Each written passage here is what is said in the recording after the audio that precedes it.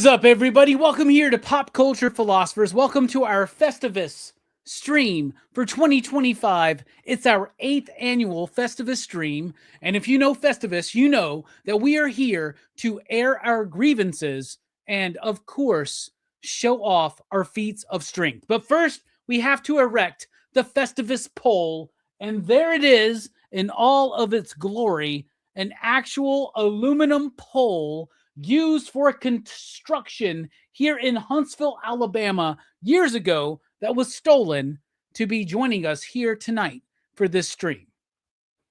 All right, so we are going to be airing our grievances. We're going to be showing off our feats of strength. We're going to have a great, grand old time here tonight for our 8th annual Festivus stream, joined by Delaney. What's up, home? You're a mean one, Mr. Grinch. You really are. This is the best time of the year. It's one of those times where I really enjoy, like, pissing a lot of people off and saying fuck you to Robbie and others. It's good times, but it's also a time of love. It's a time of peace.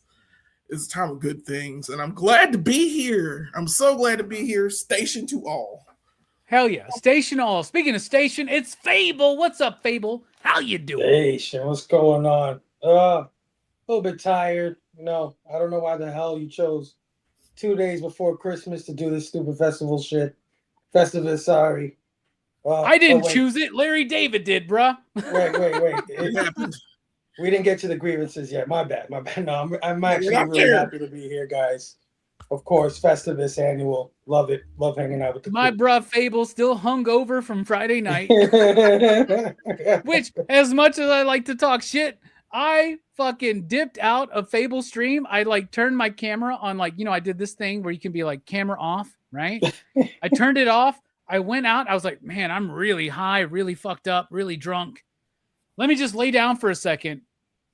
I woke up at 5:30 in the morning, bro. I was like, oh shit, I bet I missed the end of the show. Well, you sure did. Yes, I did. I did that right after a long ass stream. Me and a bunch of people over at Uncanny Omar channel, near mint condition, had a great stream that went almost 4.5 hours. Almost 4.5 hours. It was a long time. But thankfully, my man Joe Corallo was there. What's up, homie? Hey, not much. Just getting into the spirit. You know, I've got my little ceramic tree behind me next to my graded Heathcliff #1. It's a 9.6. Dude, but that's way more impressive than when someone was like, oh, here's my X-Men #1 casually put behind me. That's way more impressive, dude. I agree. You know, fuck that shit. We'll get into that during the group. Yeah, we'll get into that. And if Festivus was made for anybody, it's made for Joe Corallo, right? Seriously. Also joining us is the missing link himself. It's my man, Steph. What's up, homie? How you doing? Wow, I thought for the last show of the year I was going to nail it, and I didn't. What's up? I'm happy to be here. Hell yeah. Happy to have you here, dude. We've had some great times over at Verno's channel for Blood Splatter Chatter. We had a great conversation about what was that French movie we all watched? I already forgot the name. Inside. Yeah, it was a Christmas movie, I guess. None of us liked it. I'm just going to say that, but you should still check out Blood Splatter Chatter because that was a fun conversation. And great combo. This dude does not like to hate on things, so he likes to hold it back till the end of the year. But it, to me, is the absolute best person that's a part of the Excitable crew that is known as the Excitable PCP crew. It's Brooks. What's up, homie? Up. You see, I've got my pole unadorned, as is tradition. Who else has a pole? There's my pole right there. I don't know if y'all can see it. I don't have a pole. It's in my pants. I'll enlarge myself. There's my pole. There you go. Brooks has got his pole. To another room. I got Brooks, there's your pole. Show your pole again. That's a tiny ass pole, dude. It's about the work. Look, dude, Delaney, that's a real goddamn aluminum pole from the streets, dude. And it's like angry. It's an angry pole. It's like a final fight weapon. Yeah. This motherfucker went up to his neighbor's house like last week probably and just like shimmy that shit out, dude. I love it. I love it. All right, we got polls. Fable, Steph, Joe, you don't have to have polls because you can share ours. So anyway, I know whose poll I'm sharing. Before we get that's another question for another day because I'm very curious as to the answer of that. But you out there in the chat, we see you. Real quick, let's do some shout outs to the chat. GT Key Comic says, let us begin the airing of the grievances. Robbie, I can't begin to tell you how you've disappointed me this year. Happy Festivus. Hell yeah, happy to have you here. We got Rogue Collecting in the house. Mark Unleash. Bruh, go to sleep, man. Go to sleep. Yeah. Go to sleep, man. We got Albert in the house saying Merry Christmas. Most Dope Comics is in the house. We got James up in here. Looking forward to the Festivus stream every year. Well, we hope we do not disappoint you.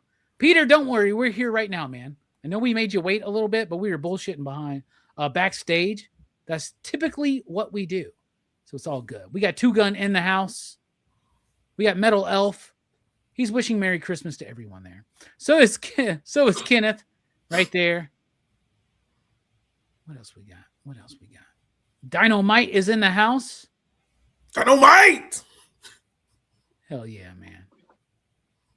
Going through. Oh, Big Herm is up in this motherfucker. Hell yeah, Big Herm. Big Herm, why are you not here? You have the link. You should join us.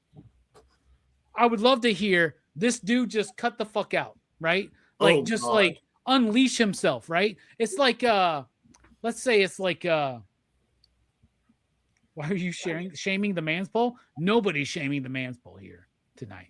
Nobody. I would love to see Herm show up and just be like those dudes in Office Space when they start beating the fuck out of that printer and they're like cool, normal ass office dudes. And then they just lose their fucking shit. I love it. 62 Lefty Blue says all facial hair types represented. Actually, that's actually no one's clean shaven. Yeah. CTA Frank is in the house. Good to see you. All right. Before we get to the grievances, let's start positively. I'm not revealing this until Monday morning on my top 20 of 2025 video, but I want to know, what is your favorite comic book of 2025? Jelani, kick us off real quick. I don't have one because I haven't read in a while, so I will take Transformers. Transformers, still fucking awesome, still fucking brilliant. I am not a big comic dude anymore. I have action figures, but the shit I've read from that book still amazes me. I'm still impressed that it's still going on and like the teams haven't changed and all the randomness of life has happened. So I'll choose Transformers. Easy enough. Transformers is a great pick, bro. It really, really is. And hell yeah, I can't wait till you get caught up on all of the Energon universe. Fable, what about you? What's your favorite comic book of the year? Oh, like Jelani, I haven't read much this year, but the little I have read, I would have picked Transformers as well, but I'm going to go with Savage Sword of Conan. Nice. I think Savage Sword of Conan. Every time I open one of those books, I immediately get transported to when I was 8 years old, looking at my cousin's Savage Sword books that he had. I love that format, even though it's hard to store or whatever. But I mean, some of the art in there is just unbelievably beautiful. Hell yeah. So I'll say Savage. Two great picks so far. We got 9-Panel Grid in the house saying, Herm, call in sick. How about this? 9-Panel Grid, you have the link too. But you're not here. I'm going to say you're a little bitch. Speaking of little bitches, Joe, what about you? What's a comic book that is your favorite of the year? Well, is this strictly floppies or graphic novels? Whatever you want to say, Joe. This is your spotlight, bro. All right. Well, I think I have to go with Drome. It was really fucking good. That's what I hear, dude. I haven't read it yet, but like I'm reading it before I do my video, right? Because I hear it is one of the best. It's gonna be in my feats of strength later, so I'll show it a little later because I got to meet Jesse Lonergan earlier in the year where he talked about Drome, and then at New York Comic Con we got to connect. I got to pick that up. So yeah, it's hard for me thinking of something better that came out this year than Drome. All right, I got to hang out and have beers with Jesse Lonergan a couple of years ago at Heroes Con. It was super fun. He's a cool dude. You're 100% right. Link, what about you? What's your favorite comic book of the year?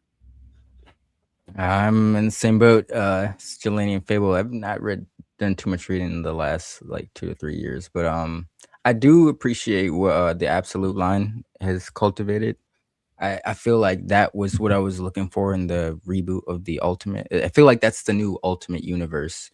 I feel like they kind of jumped ship a little bit with some of the other characters, but I enjoy that line more so than the Ultimate. I like what they've done so far. So shout out to the Absolute line. Oh yeah, we got great picks so far. What about you, Brooks? Well, I think right now the book that I'm usually most excited to see in my box is probably The Sacrificers. At this point, it's like it's the comic that I get when I get an issue of it. I'm like, yes, finally. Let me tell you something real quick. Eric's dick just grew 3 times the size in the chat with you mentioning The Sacrificers. I'm just gonna say I'm the biggest Rick Remender fan on the panel. Yeah, like Sacrificers right now it is my favorite book. Like at this point, Ultimates has also been very good. I've been loving the Ultimates, and I've been liking the Mortal Thor. It's been taking kind of a weird twist, but I've been enjoying it. You still doing that? Shout out to that. Mm-hmm. Well, he just relaunched it as Mortal Thor, right? Which has actually been pretty solid so far. I haven't dropped it yet, so I'll tell you that. Mortal tomorrow, okay. All right, y'all. Let me see if I can get this thing worked out. Boom. All right. Now it's time to air our grievances. It's the annual PCP airing of grievances. Before we do that, anybody got some alcohol? Want to take a shot with me for Festivus? Sure. Why not? Shit. Fable still got some extra fucking... I'm going to have to go grab something, but I got a shot. Give me 1 minute. All right. Yeah. Take a second. As we do that, I'm going to open up this weed vape that my girl got me for Christmas. Nice. It's Strawberry Cough. It's from New York. So I'm excited to try this one out. There are a lot of rules and laws changing in the States. And I keep hearing it's worth it to make 2 trips a year to Michigan, Link. So if I go to Michigan, I might need a place to crash. I might need a place to hang out. Meaning where are we going? Where are we eating dinner? You've always got a spot if you make your way down here. Bruh, up there is how we call it. But up north, yeah. But hell yeah, dude, I would love to do that, man. So just want to make sure I've got a spot. How's it taste? Shit, the whole thing lights up. This is Strawberry Cough. That's cool. Oh man, this is good. Jelani Brooks, I wish you were here right now, man. I feel you, dog. I've got my own supply. That's good shit. Yeah, Steph, we're gonna go hang out with you next year. Come on down, come on up, fellas. So the closest place to us where everything is legal. Excuse me. Jesus. He's white. Man down. The closest place to us is Missouri, and where the fuck is the city where Chicago is? Illinois. Yeah. And they're like, Michigan is further but cheaper, is what I've heard. So, all right, Joe's back. So let's undo this real quick. Boom. All right, shot or pool of the night. Festivus, everybody. I already took a shot. Hold on. Happy Festivus. Yeah, let's take one more swig. I already took my shot. Yeah, take another shot, Fable. Do it. I love it. I know after my stream I can hold my liquor better than all these other guys. Just lightweights. At least I'm not drunk this time, so we're good. You're always gonna be worth it though. But you're worth All right. it too. It's time to get into it. First of all, Big Herm says Battle Beast, one of his favorite comics of the year. That's Kirkman, a great solid. pick. Definitely in my top 20. Yeah. I thought about doing a top 25 since it's 2025, and I was like, no. Because then everybody's going to want me to do a 26 next year. And you know what? Fuck it. Up the ante. Not going to do that. And Herm also says he thinks G.I. Joe and Void Rivals has been great all year. Great picks. All right. It's time for the airing of the grievances. Jelani, you are up first. I want to hear it, man. It's time to air your grievances of 2025. Let's go. All right. So last year I was super pissed. I was mad about a lot of shit. By the way, my foot still hurts. If you don't watch the last stream, my foot's still numb. I've been to like 2 MRIs that they were going to charge me for, and then they said I needed $1,000 to look at my foot. They don't know what's happening. So first of all, fuck the medical profession. I don't think they know what the fuck they're doing. Fuck these people. Fuck these people not giving us like free health care, giving us like something to work with so that I don't have to pay double and keep my doctors. That is so much bullshit in our stupid government.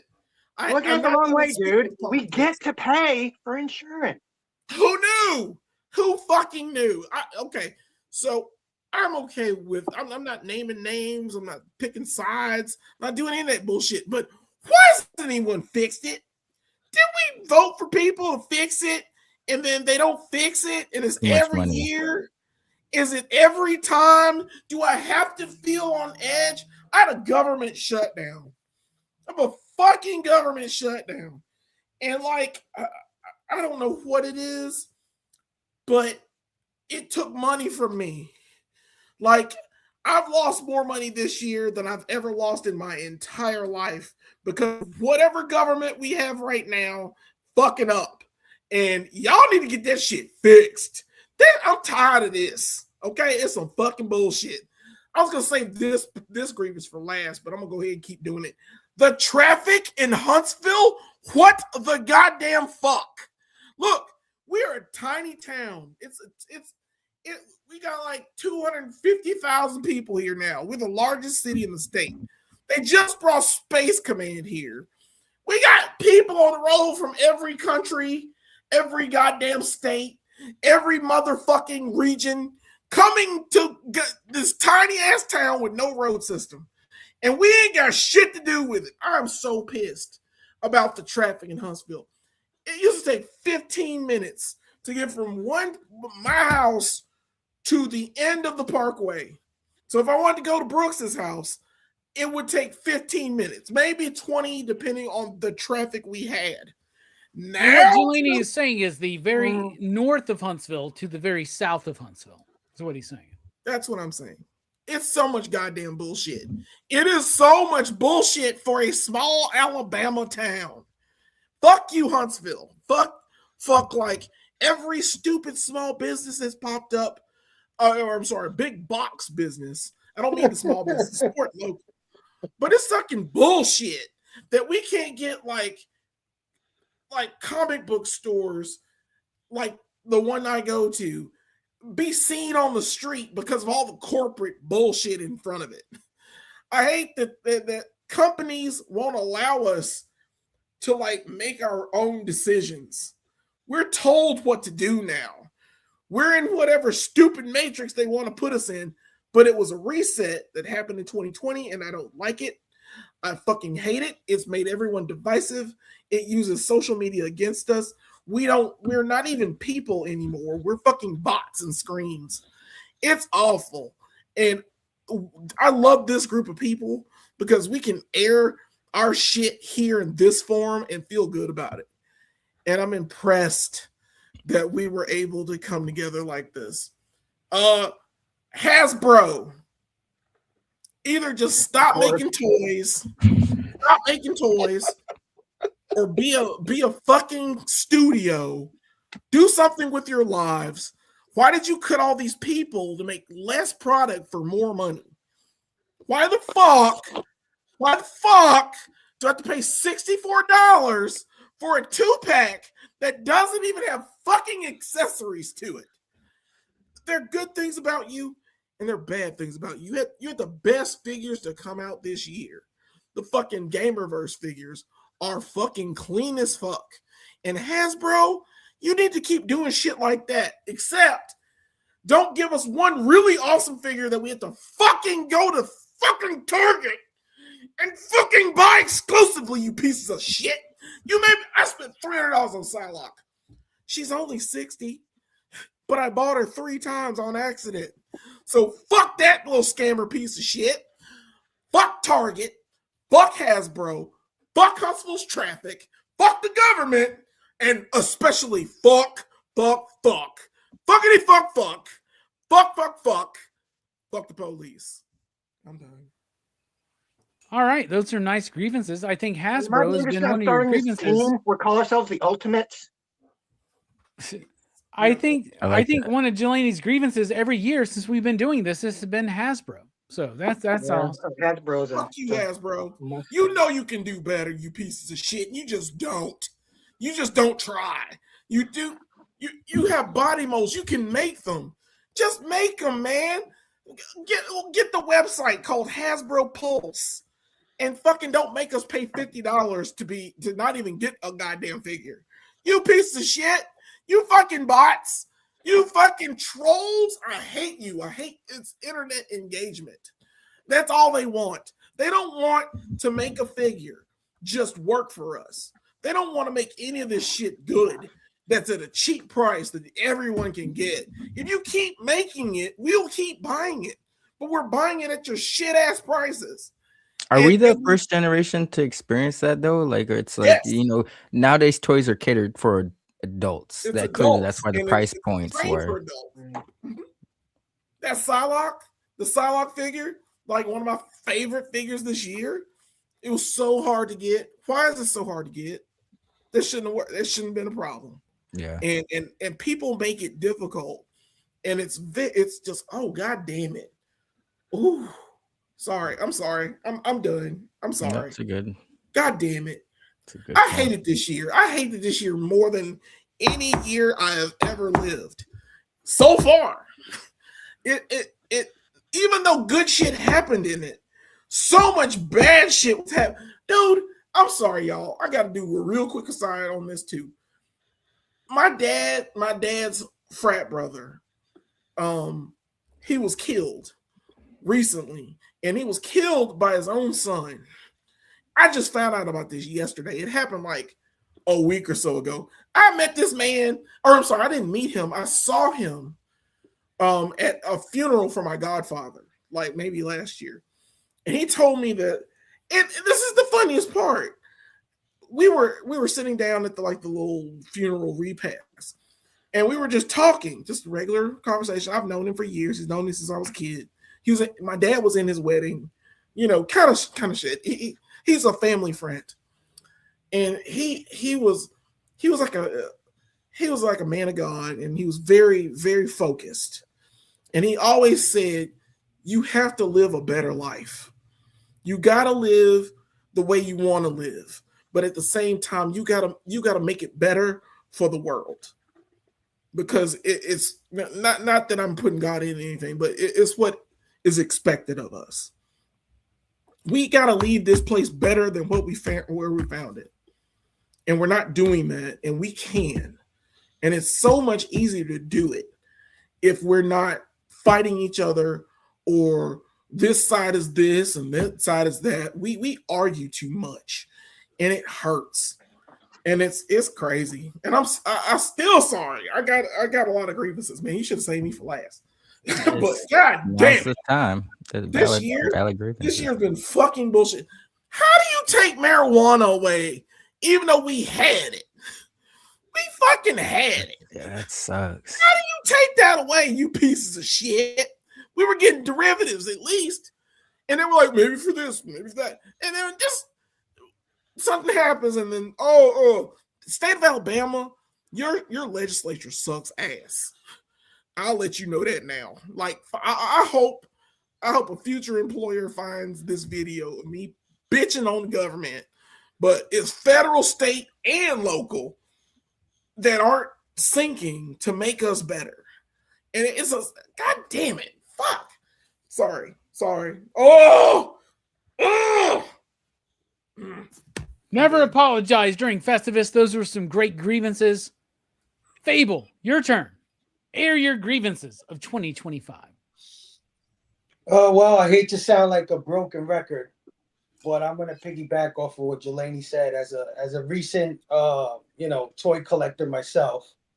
Nothing, and I mean nothing, pissed me off more this year than fucking watching Hasbro Pulse stream, them announcing Psylocke, who looked fucking fantastic. Like, I was just so open to get this figure. And they said 1 p.m. Eastern for pre-order. And I said, fuck, okay, that's good. That's a good time. I go on the site at 1 p.m. Eastern, and the shit is sold the fuck out. Sold out. And I'm like, how is this possible? It is 1 p.m. Eastern. How does this happen? Oh, I'll tell you how it happened. Because they went for pre-order at 6 a.m. that day and sold out in 3 fucking minutes.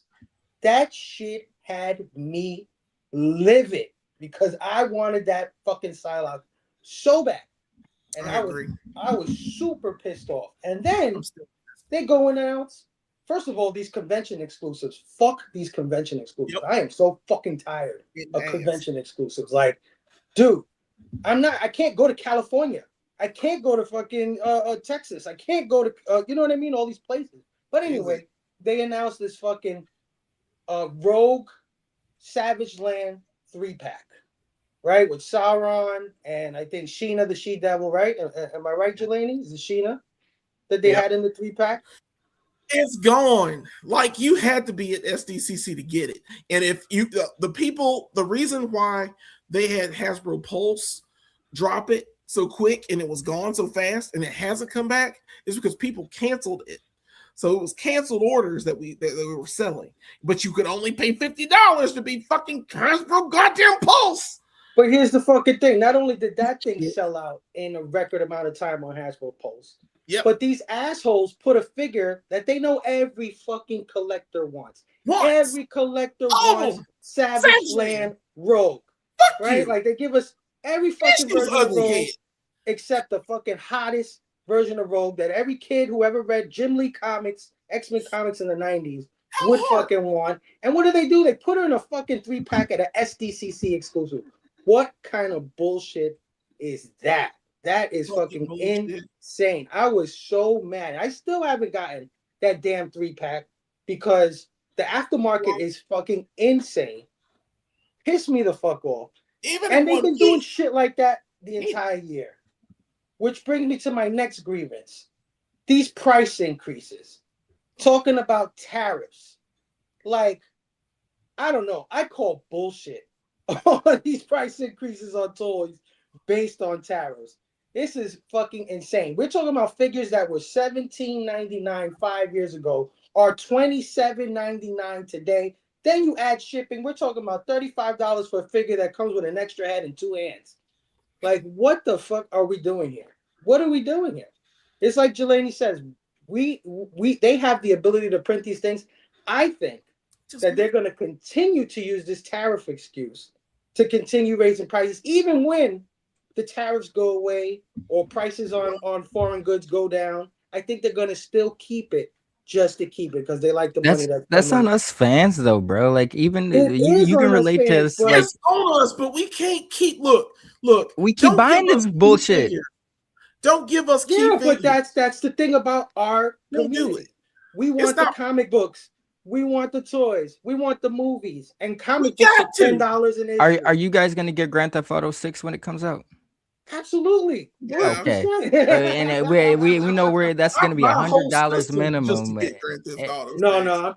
If it's $100, I ain't doing it. I heard that they're gonna have like a special that's $100. If it's 70, it's gonna hurt, but I'm gonna get it. But you know, it's forced me to be more selective, which is a good thing, right? Like I was just going like a maniac before, but it still shouldn't be this way. I don't understand that you can. I believe you can make more money catering to the fans rather than doing this adverse kind of like, you know, stringing us along, playing with our feelings, kind of bullshit that they're doing. Artificial, what do you call it? Artificial, where they fake like they don't have shit. Artificial scarcity. Artificial scarcity games that they play. It's just so stupid. And like I said, the price increase on everything. And it's not just toys. It's not just comic books. It's fucking eggs. It's fucking jumping on the train.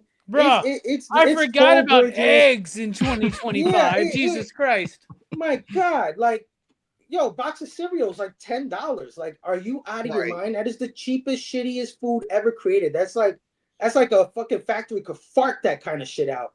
Yeah. And it's like $10. It is ridiculous. Bro, I'm sorry. They got to pay Toucan Sam a little bit more. You know what I'm saying? They're getting rid of the penny. The fucking penny. Yeah. And you're just like, it costs 4 cents to make a penny. I was like, when did this happen? Why is this? We don't even have copper. I'm like, we don't have copper. You know what? What the fuck? We've been out of a lot for years. The why do we support it or why do we buy it? Because at the end of the day, it's like, what am I not gonna have it? You know what I'm saying? It's like we only have but so much time. What I'm not gonna eat a fucking pizza pie because it's $15 or chicken nuggets anymore because it's $10 now. Like, yo, dude, I paid $17.99 for a Whopper Happy Meal, man. A Whopper Value Meal. $18, man. Bro, you stupid as fuck, man. Fucking let me tell you that. Crazy. I bet you it tastes like ass too. Now the Whopper's not even good anymore, man. It's not what it used to be. Burger King is falling so far off, bro. They used to be, man. It used to be fine. Yes. What happened?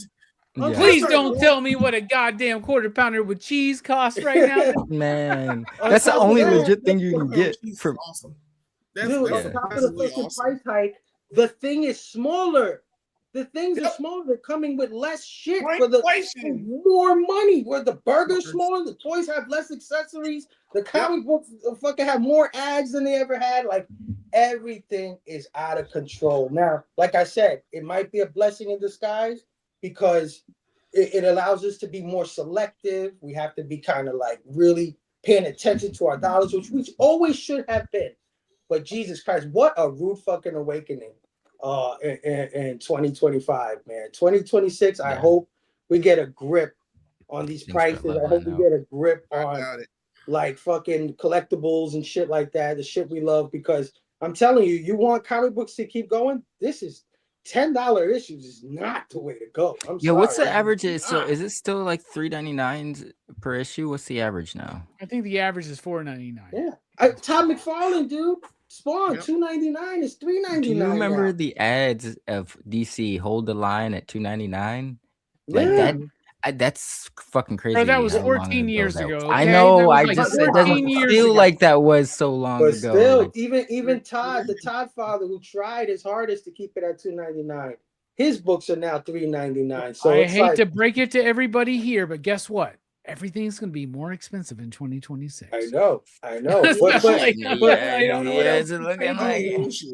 You know, and then you're talking about, I want these stores to stay open. How can they stay open with these razor thin margins and a shrinking fan base when everybody's like, well, you know, I got to buy eggs. I can't buy the new Iron Man, or I can't. You know what's crazy is like they're pushing towards shit like we're already seeing it with like this style influence of like the early 2000s, but shit like Napster, Kazaa is gonna come back again, where people are gonna they're gonna see a surge in pirating because of these prices. We're already seeing it. We're already seeing that, right? And like, what's crazy is that like, I don't know, man. It's nuts that we live in a world where they're like, yo, support local. Like all like Marvel Comics would be like, support your local comic shop. Yep. Like they're important. Support them. By the way, we can't deliver a weekly comic worth paying more than $2 for, and all of our comics are going to be fucking $7. So it's like, it's so stupid, man. Yeah, it is absolutely ridiculous. It hurts the fandom, I think, in a lot of ways, and it makes people choose. Don't be surprised if this year these cons are a little more emptier than they were before, because people, they don't want to pay the hotel or the parking or the gas to get there or whatever it is, or you know what I mean. And then these vendors, you can't be mad at them. They have to jack it up to match what their costs are. You know what I mean? So it's like, Jesus, like, let's get back to making things affordable for the average guy, man. Like, I pray. Oh, so I'm going on the third year. Like, I went ahead. So if we're going back like 15 years ago when Marvel had Bendis, Fraction, Hickman, Gillian all in the roster, like, would you guys have mind paying more, like paying today's prices for those type of stories as opposed to what they're putting out now? I think we would have been bitching the same way we're bitching still today. been bitching about it. Yeah, I think we would have been still like, what the fuck, and whatever. We would have thought we would be bitching less today if the Yeah. quality was as Yes. it was back in the day. Yeah, This that's is what true. I'm saying. Yeah. At one point, comics were like 30 cents or less. Yeah. You understand? By the way, me and Jelani, we don't remember that. Okay, we weren't No, we weren't not at all. alive when they were 30 Not at cents. all. Okay, I have a little Well, I bit. remember. I don't think they were remember ever. when they were Yeah. We weren't alive for that, dude. Like, I No, remember we when We're they like were a What I'm dollar, saying dollar is they 25. were. it was like Like it was $2. like $2. 75 cents a $2. dollar when I first started. So Kenny. When I started, Yeah. they were 75 cents. Then they jumped to $1. Then they jumped to 125. Yep. Then to 150. Then Yep. 2. Then 225. And that happened in a span of 4 years in the early 90s. And honestly, that's what got me out of comics when I was a kid, was that crazy price. You can't hike. afford that And- shit. Yeah, and they're doing They're it so today niche, to us though. again. Like, if it's like you say, if it's the adults supporting the industry and it ain't the kids, there ain't gonna be much industry because adults got fucking rent to pay. Like, point blank, period. So you know, and adults are dying. yeah. If you don't want to So, be gobbled up, if you don't want to be gobbled up by some big ass corporation or some super merger like we're seeing with all these companies, Netflix and Paramount and all this, if you don't want to see that kind of future, because you don't want to see that kind of future, I'm telling you right now. If 3 people own the entire world, that's not good, guys. See, and that's another thing. Like we've never had the world's the older doesn't want to relinquish power, and we've never really experienced that this far on into like we're like the millennials are like predominant workforce now, but we still don't have like there's still people in higher positions who serve no purpose, who just get paid to do jack shit that won't relinquish that power. So billions. Yeah. And yeah, I guess that's all my grievances. I already took a lot of time. I could go more. I could talk about AI and AI art and AI in the creative space and how that's destroying everything. But I'll save that for somebody else. Maybe somebody else has that grievance. But yeah, that's what pissed me off the most is this pre-order, price hiking, fucking greed mongering, corporation ran shit that's going on lately. I hate it. Okay, I don't know why every time I highlight a comment, it changes who the fuck is up there. That was not what I was expecting. All right. Southside family or Southside Ronin, thank you so much. Thank you all for being here. All right. It's time for my favorite moment of every year. Joe Corallo, give us your grievances of 2025. Okay. There's a good amount. I'll try not to go over what's already been said. I think most people would agree with a lot of what Jelani and Fable already said. So I'll first piggyback off Fable, you mentioning the AI stuff. I'm genuinely disturbed by how it's going in certain ways. Like, it doesn't look that good, and the amount of people it's tricking. I always knew most people were stupid, but like I didn't need this level of validation. It's crazy. Like, people out here getting tricked by like AI videos of Billy Crystal talking about how Rob Reiner really got killed and shit like that. It's like, what are we Fucked doing? up we have to question that though. That's it's getting to a scary point with the believability of the AI art. No, you can tell it's fake. No, it's yeah. Like if you were, I feel like so like generational thing. I feel like our parents see the shit and they can be easily fooled. Like we're. I hope not. Talk to some older folk, bro. You'd be surprised. That hurts me, man.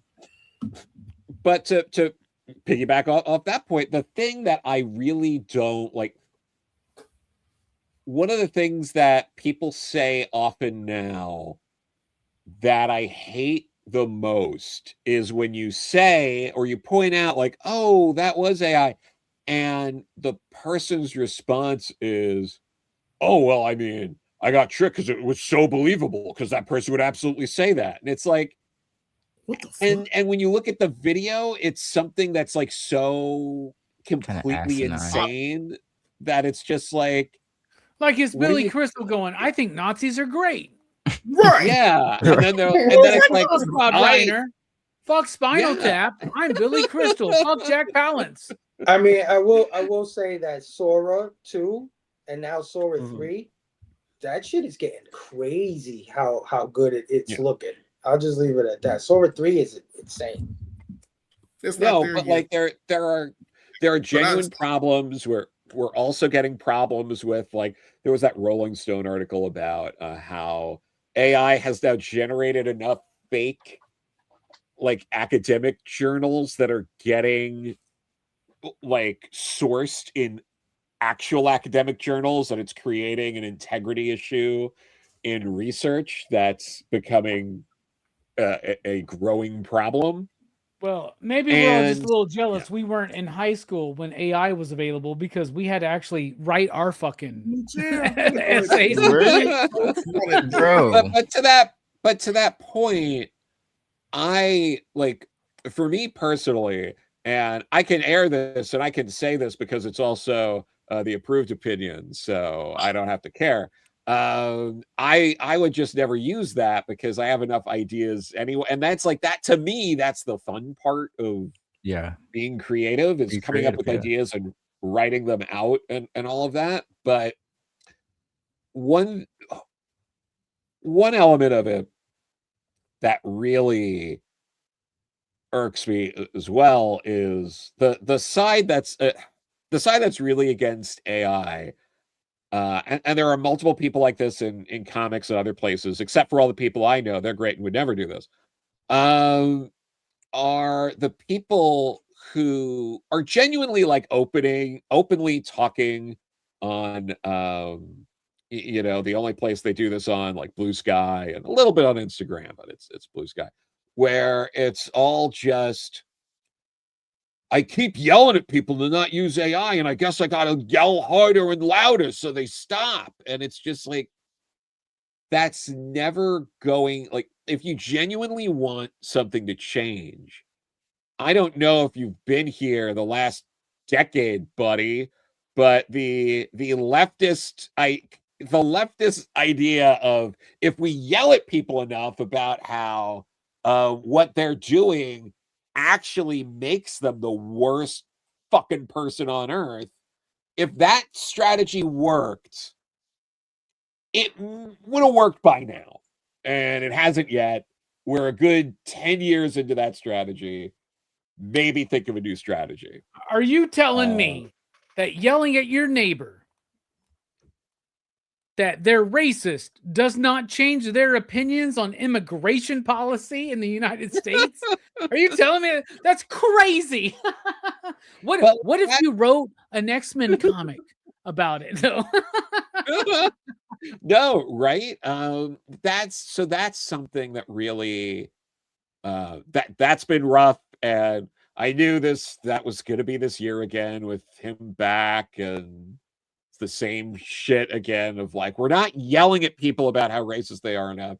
And you see that, and it's genuinely, you see some people, if you try to scroll through their feed, you can't, because it takes like, you know, several minutes to go from one day to the next with all of the things that they're posting about.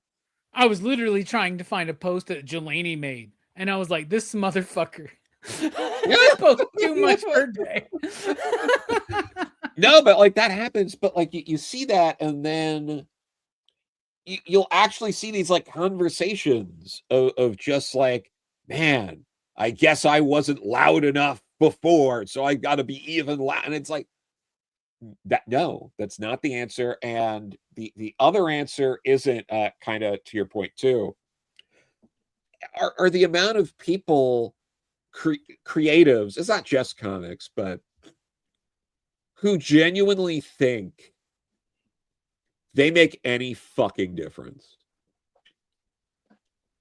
Like the amount of people who are just like, I have a platform, and that platform is 7,000 to 8,000 people who might buy this comic, and the 30% of them who actually open it and read it.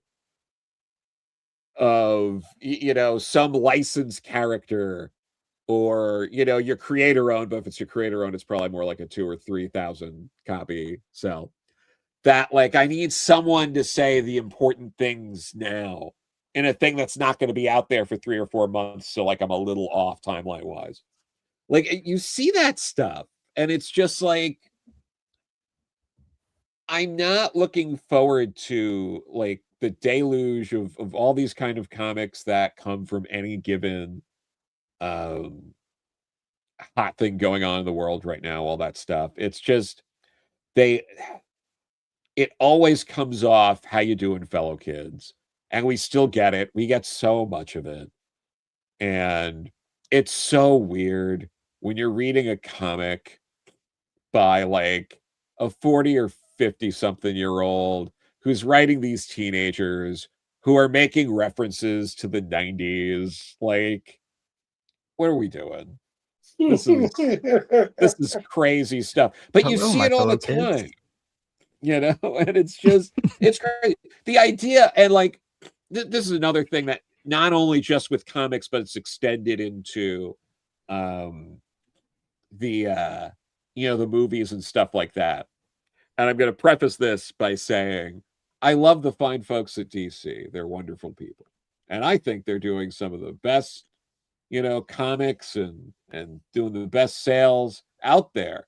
Don't believe me? Check out the sales on the Absolute line and some of your other fine products that they're putting out. Anyway, does anything cry unk more than fucking like James Gunn being like, we're putting out punk, you know, covers of comics and stuff like that? Like, kids don't care about, like, you got to be like over 40 to have punk opinions. Like, what are we fucking doing? Like, punk is I not think, like I think they know who buys comics. And also, in reference to maybe 2 years ago, you were talking about how you don't like the way young kids talk today. You just said unk, brother. I did. You just said unk. I don't even know what that fucking bully means. We're all unk status, bro. Let's long story short. I that was a bit.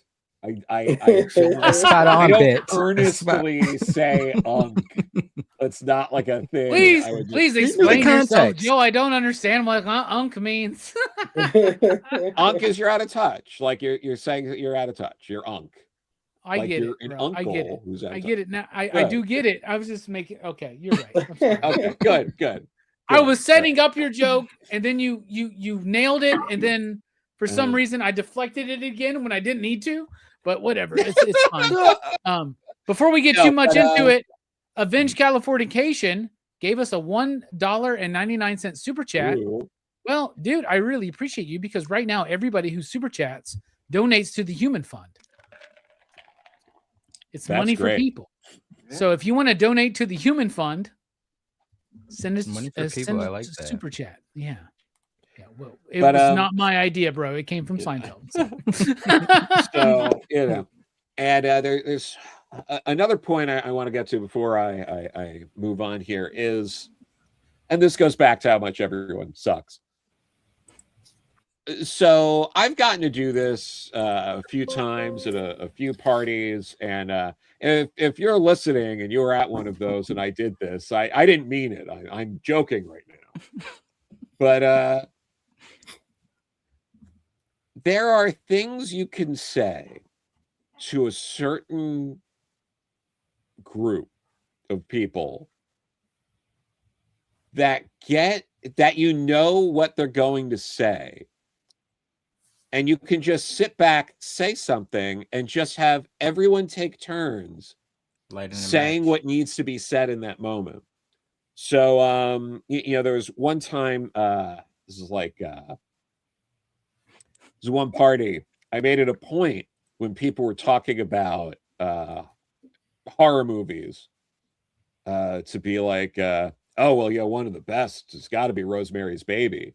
Just because I knew multiple people and they did exactly what I thought they were going to do. They all stopped. They all came over. They all took turns being like, oh, well, I mean, I wouldn't know how good it is. I've never seen it because, I wouldn't watch a Polanski movie. And then someone turning around being like, I don't know. What are you talking about? And then they would be like, oh, well, You didn't hear? And it just all plays out. And it's just like, God forbid someone just fucking says something.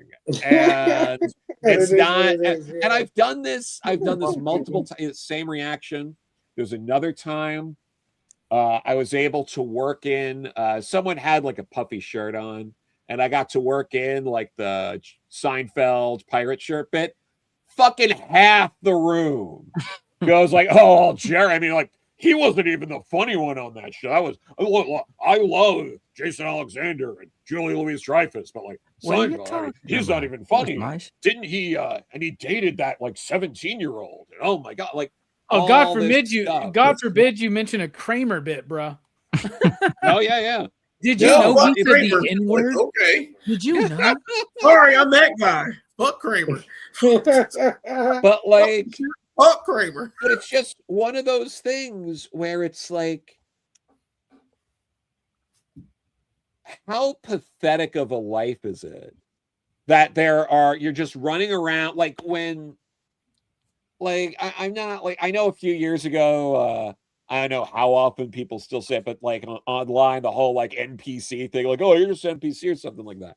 And it's like, I still use that term. Yeah, it's like, don't act like one. Like,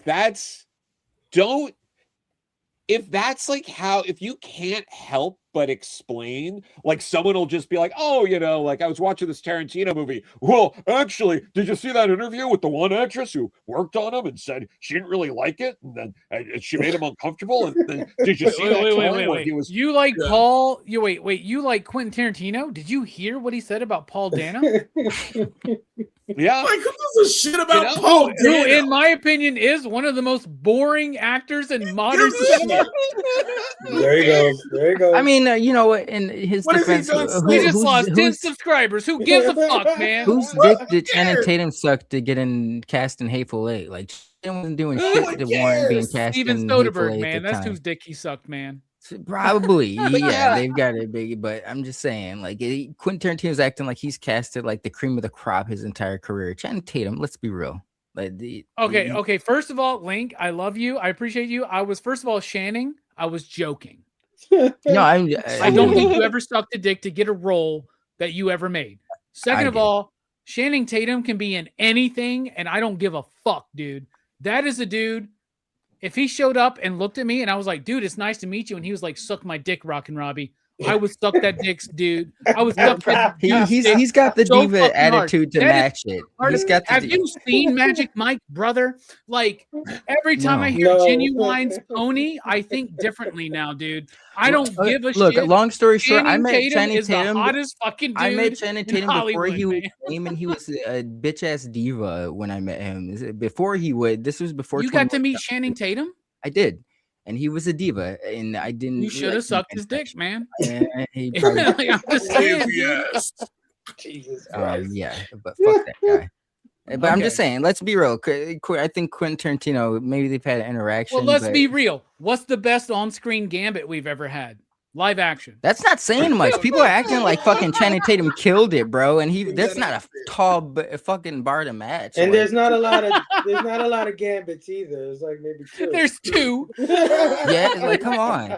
To be honest, if we're being real, like he seemed like he was stuffed in that suit. Like he could have slimmed down a little bit. You know, are right, but I tell you what, I Gambit, cannot say a bad thing about Channing Tatum because I fucking think Magic Mike is the greatest thing ever. Just wait till we do Magic Mike's movie night. Don't tempt me. I haven't figured out my Cruise choice yet. Okay. And I give him respect when he does something good, like 21 Jump Street. 21 Jump Street, yeah, I love it. But when he sucks, I really go hard. I don't give a fuck, dude. What Quentin movies he's in? He's in Hateful Eight, right? That moment is badass. He shows up and gets his face fucking blown off. Like that was satisfying. That was satisfying. Yeah. I'm sorry, Joe. We're interrupting you in your grievances. I'm sorry.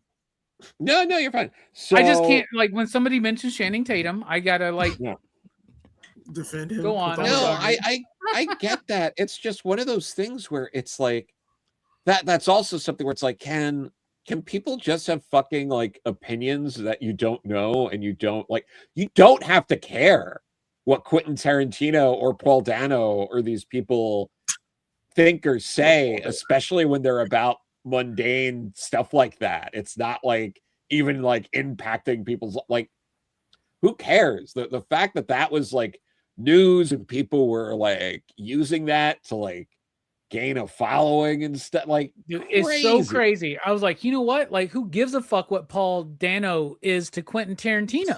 Right? It's the same thing with the Martin Scorsese thing. When they were like, he says Marvel movies aren't cinema. I'm like, first of all, he's right. Second of all, why do you give a shit? If you like the movies, like the movies, right? Yeah, I don't even know what was they're talking about until that happens. Like, I'll say what Joe's saying, and then somebody says, "Did you hear or did you know?" And they'll tell me, I'm like, "I know, I didn't know, I didn't. I'm not that into it. I just watched the fucking movie."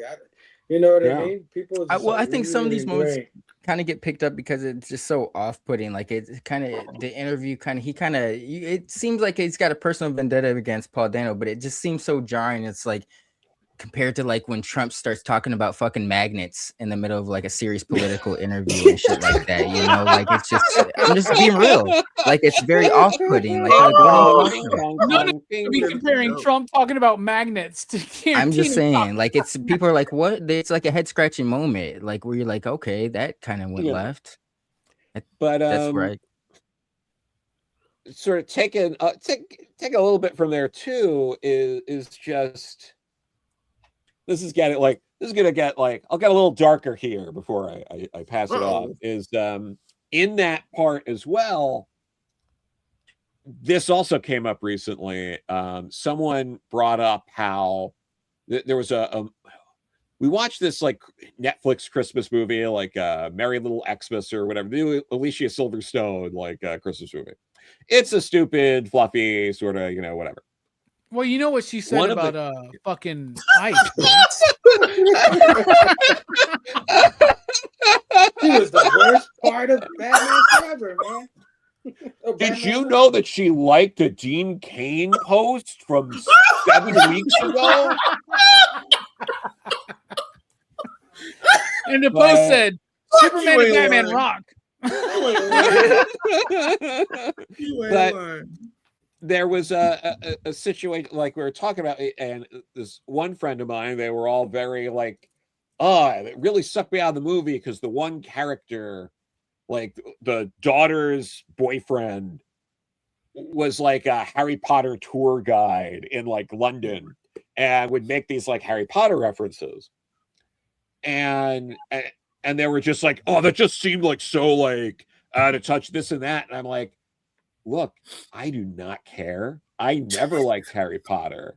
I watched the first 3 movies because I really wanted to get with this one guy. That was it. That is my only experience. It was Channing Tatum, by the way. It was Channing Tatum. That was my only experience. I didn't enjoy it. I didn't like the movies. I'm not going to watch this show. I'm not going to play the games, etc., etc. I don't think, it's all derivative shit to me, and I couldn't care less. But I was just like, look, like, I don't give a shit about it, but like, it's still a thing. There's going to be a show in like less than 2 years that people are talking about a lot. There's popular games. There's still fucking Subway ads about Harry Potter in fucking New York City. What are you talking about? Like, it felt like, you know, forced or out of time, or it felt this like, I'm like, you're just, you know, it's like, that's fine that you hate it. You can. I don't engage in it. But like, you can't control the world around you. And you just like, and you can't just make the world you want by insisting it's like you want it to be, and, you know, bullying people when they don't agree with your narrow view on things. There's criticism about people who are on the opposite end ideologically, and yet it's not, that's okay. But, you know, like, we should mock and pursue that. But also, we live in a bubble. And if you're not in this bubble, you don't understand, because the bubble's real. Like, it's, I hate that. And to sort of go as dark as I'm going to get with this,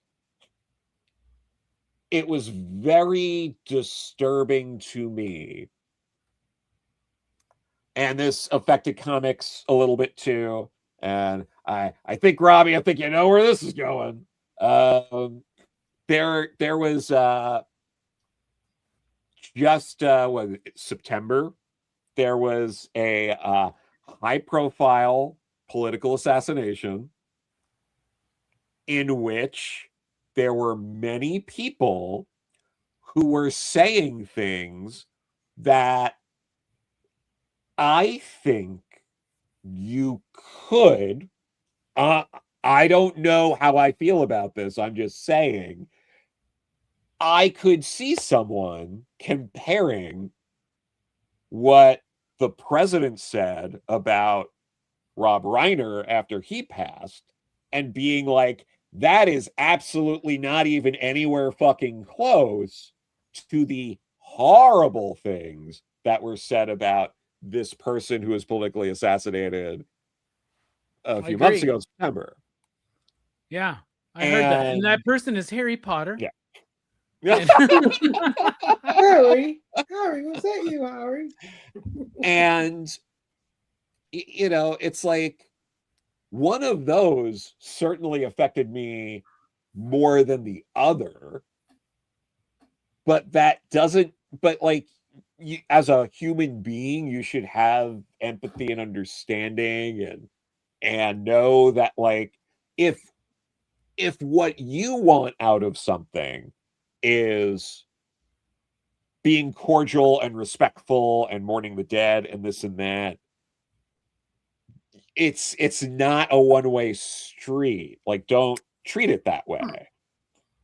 And, you know, it was very disturbing to me that there were also, you know, not naming names, but there were plenty of people in the comics and YouTube and pop culture realm. You know, between me and Robbie and people here, I'm sure we could probably name dozens. But like, the amount of people who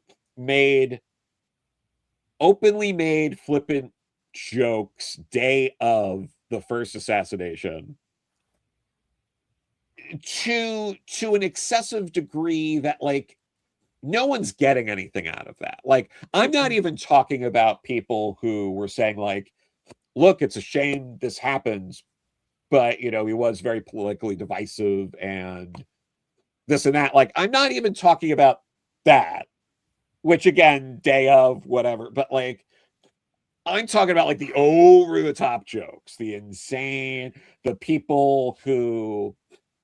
I hope the bullet's okay. Like, oh my God, DC, why did you fire me? That kind of thing. Yeah. How much of that?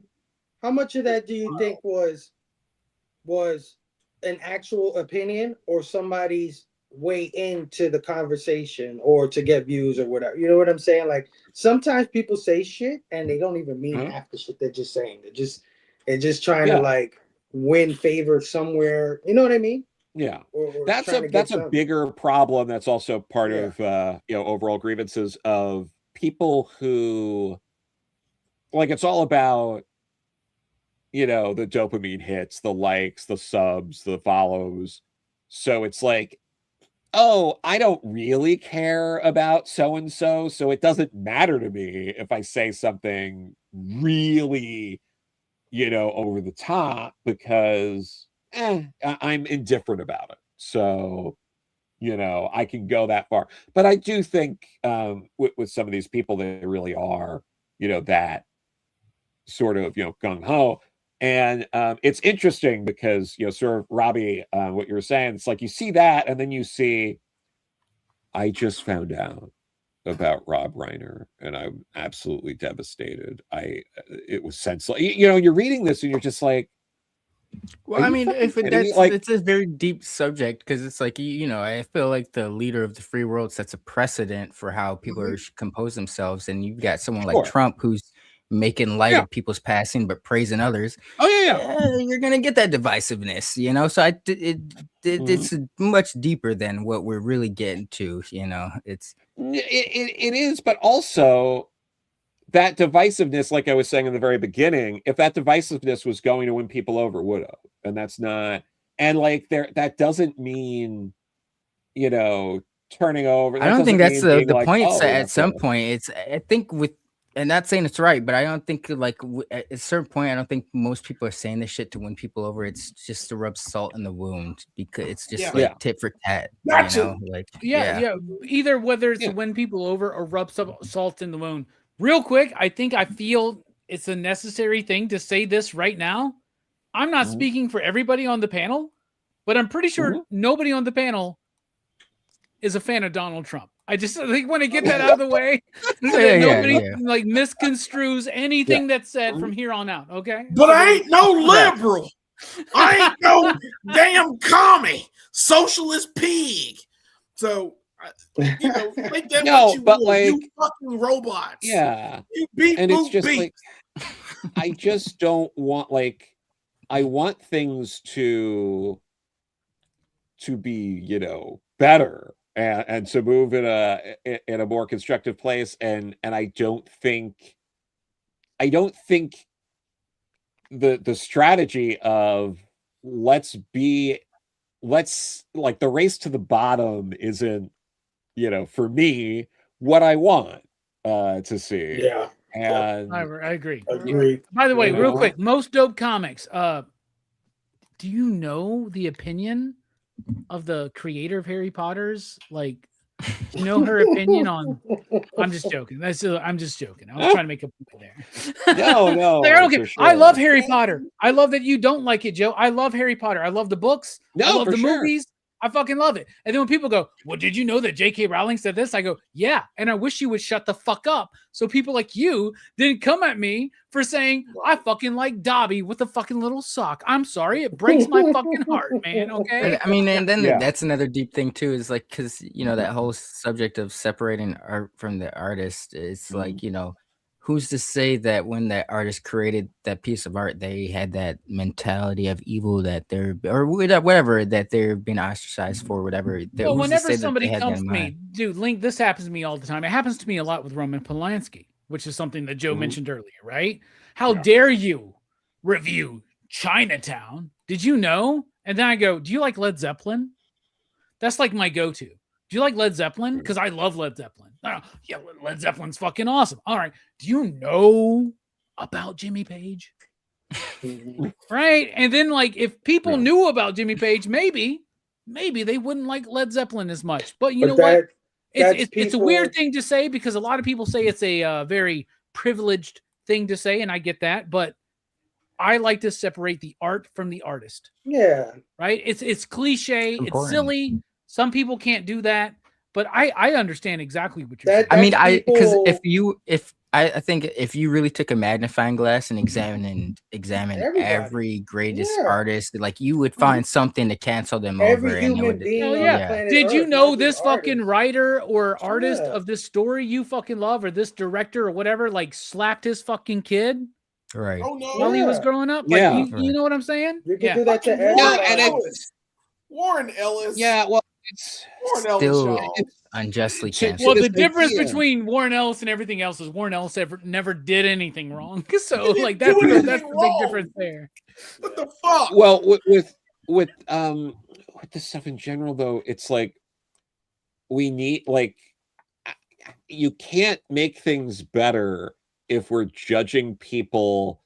Like, instead of judging people by the worst thing they've done in every instance, maybe we could judge them by the best thing they've done. And, like, you know, sure, there are carve outs, but, like, Neil Gaiman? it's moronic. Mark Wahlberg. You know, it's moronic to even have to say there should be carve outs or this or that. And, like, yeah, no, it's like But it's that if you idol don't like- culture. It's people worshiping people. Why are you worshiping people? You should worship the art that you see, the creations that are made. Well, that's And then what when it you is. But find at the out same time, person like, who who made could it fault? is like, I when mean, you who find could out the fault person that anybody, does that. Fable, for saying they love Neil Gaiman, right?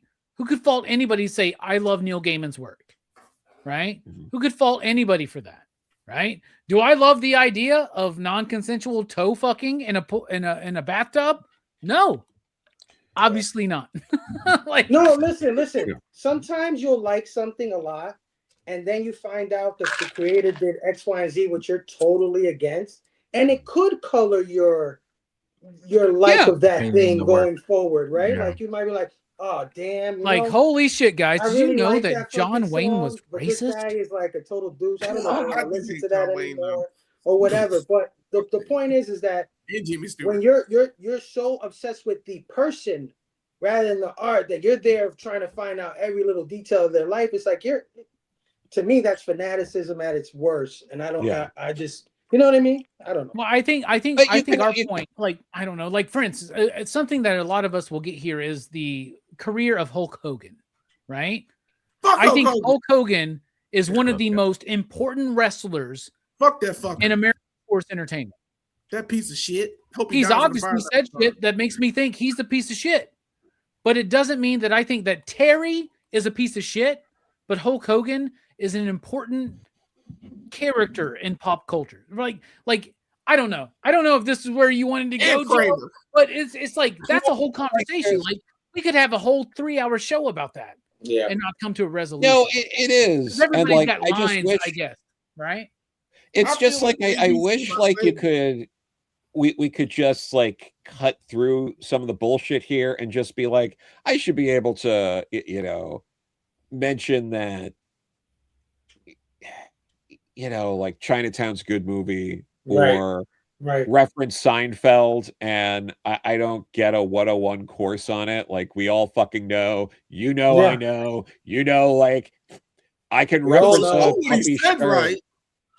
and it's like, we don't have to do that. Like, so much of this, and like, it's interesting because it didn't used to be like this, and part of me thinks this is social media, and that when people got used to the idea of you are basically your own press secretary and you are out there to be using this soapbox, that it created an environment to encourage this sort of behavior. I think maybe it has to be at least part of it, but yeah, we need to not be like that. It's crazy. We should be able to move past some of this stuff, and if you want things to get better, or you want a better 2026, just try to look for better things and not have the same argument over and over again, because it's not like things are moving in a different direction. Yeah, people are usually double down when you do that kind of shit. Yeah. Once they're introduced to things, they cannot change. What's the saying? It's like people don't use logic to reinforce their truth. They use like their truth to reinforce their logic, or whatever. Yeah. Something like that. Yeah. So what I would say is that instead of defining ourselves as to what we are not, we should define ourselves as to what we are. We should stop focusing on what we are not and focus on what we are.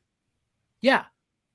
Hopefully everybody here on this panel is anti-racist. I really hope so. I believe I better be. everybody is. I know personally everybody here on this panel. I believe we're all anti-racist. But we may like films from somebody who we might think is racist. Right? Jimmy Stewart.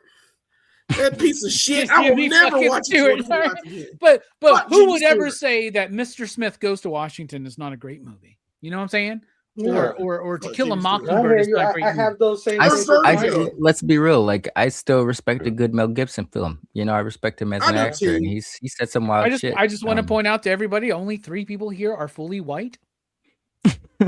So I think we're covered here on PCP. We got a good balance. Yeah, we got a good balance. Speaking of balance, Joe, that was a great airing of the grievances that led to a lot of discussion.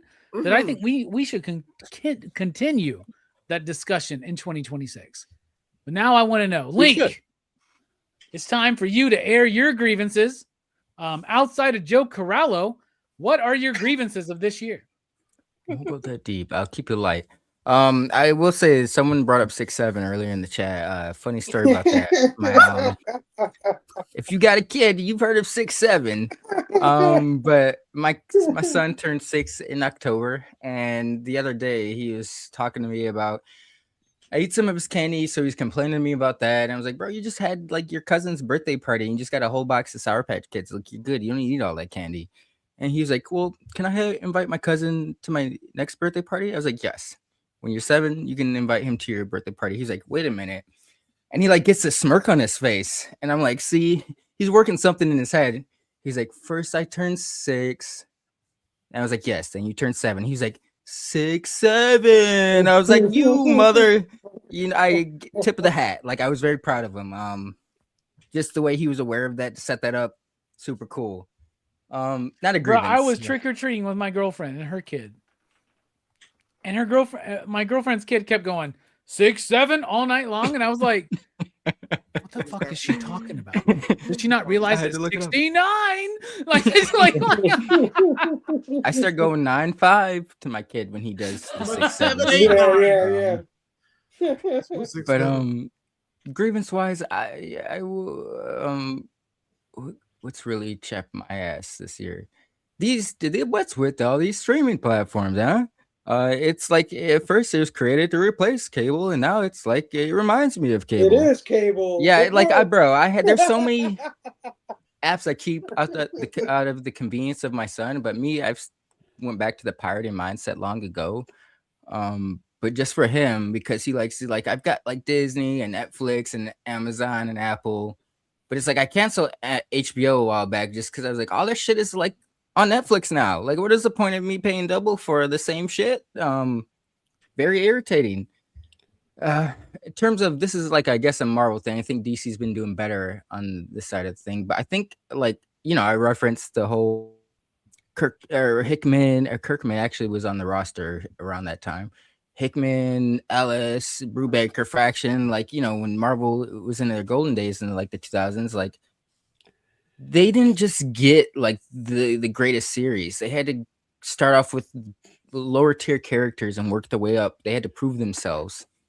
And I think Marvel's really lost that. Like, I think that's something they really need to get back to, because nowadays they'll put out like a new character. I've never heard of the writer. Maybe it's just because I'm out of touch, but I don't know. I think there's a little to that where they need to like have people vet them in a way, prove themselves. Like, if you can make an unpopular character pop, then hell yeah, we'll put you on a bigger tier character. Let's just not take you out of the woods and put you on, throw you into the deep to drown. Another thing, bias is always going to be around, but I've noticed this with like gaming. It's like Xbox gets a rap because it's like they're selling to everybody. Xbox games are on everything. But it's just, if you look on Xbox, I play both PlayStation and Xbox very thoroughly.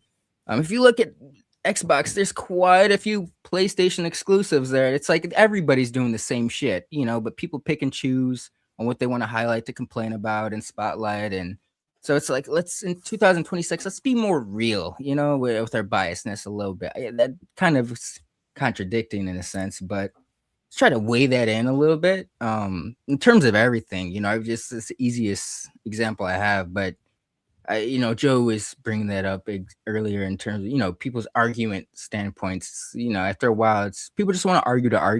If you're going to argue, at least have it make sense, come from a realistic standpoint, factual standpoint.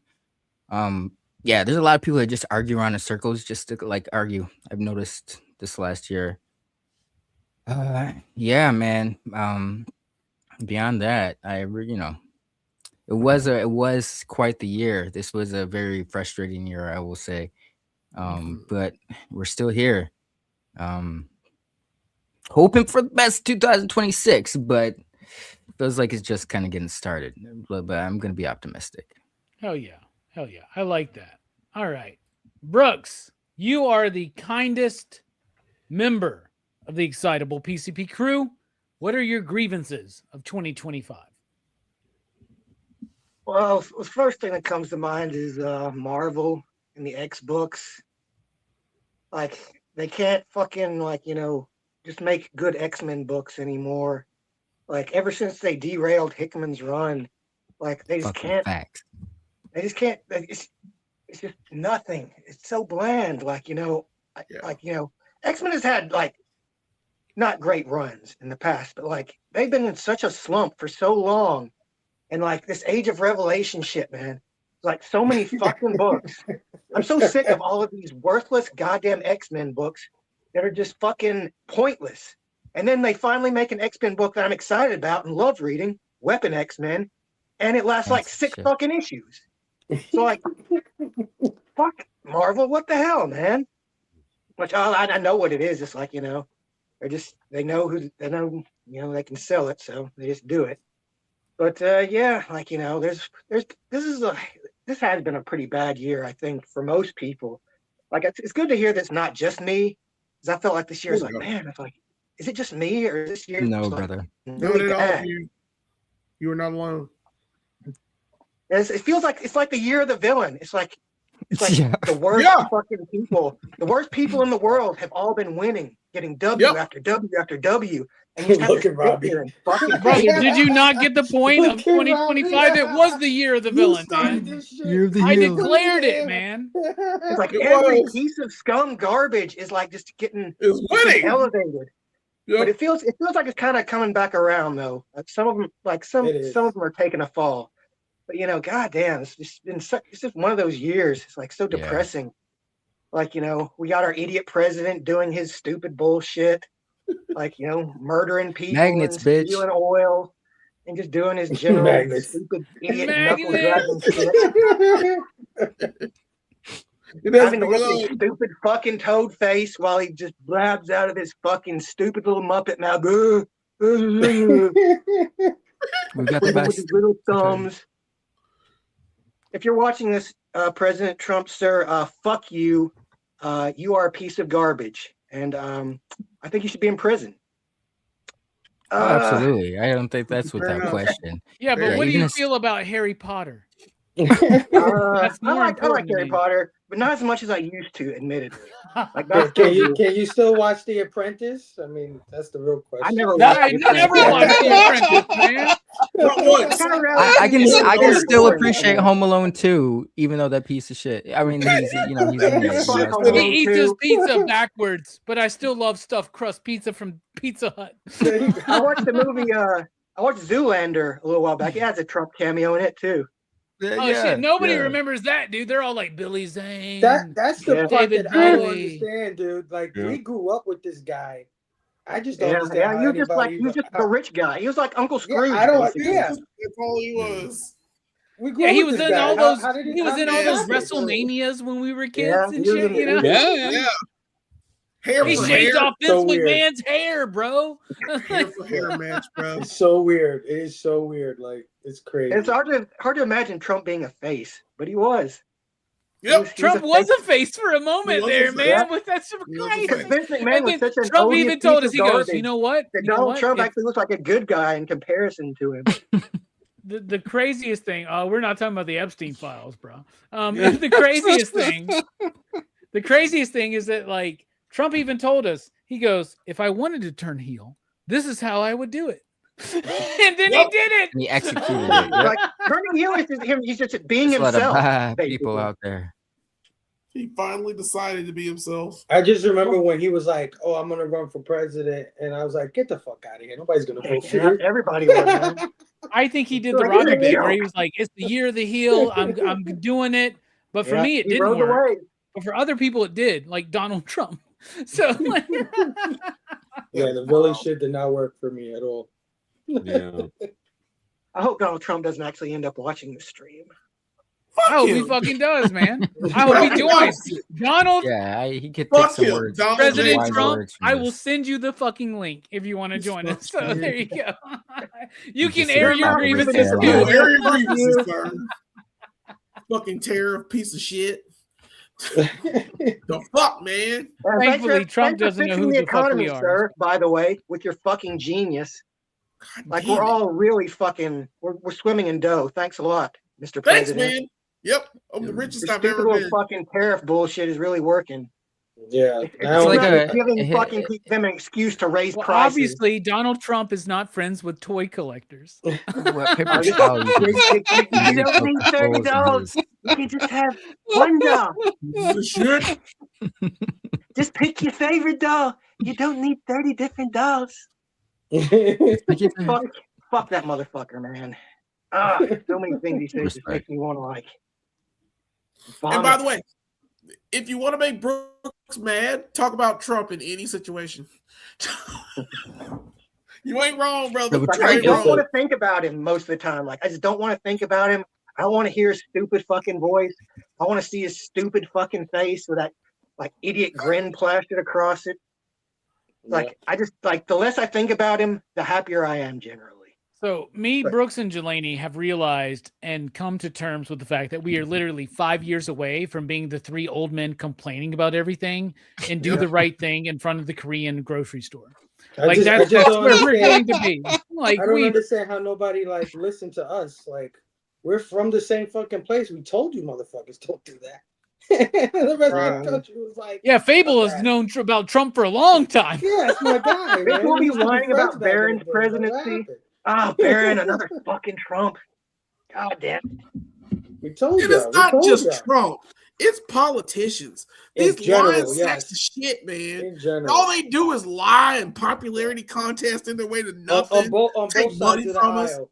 On both Government sides of the aisle, the red and the blue. shutdowns. Yeah. I think that's like coming to. I think people are starting to become hip to. I think like the old ways of the world that the way the world was structured for so long. Like a lot of these things have always been this way. It's just gotten worse.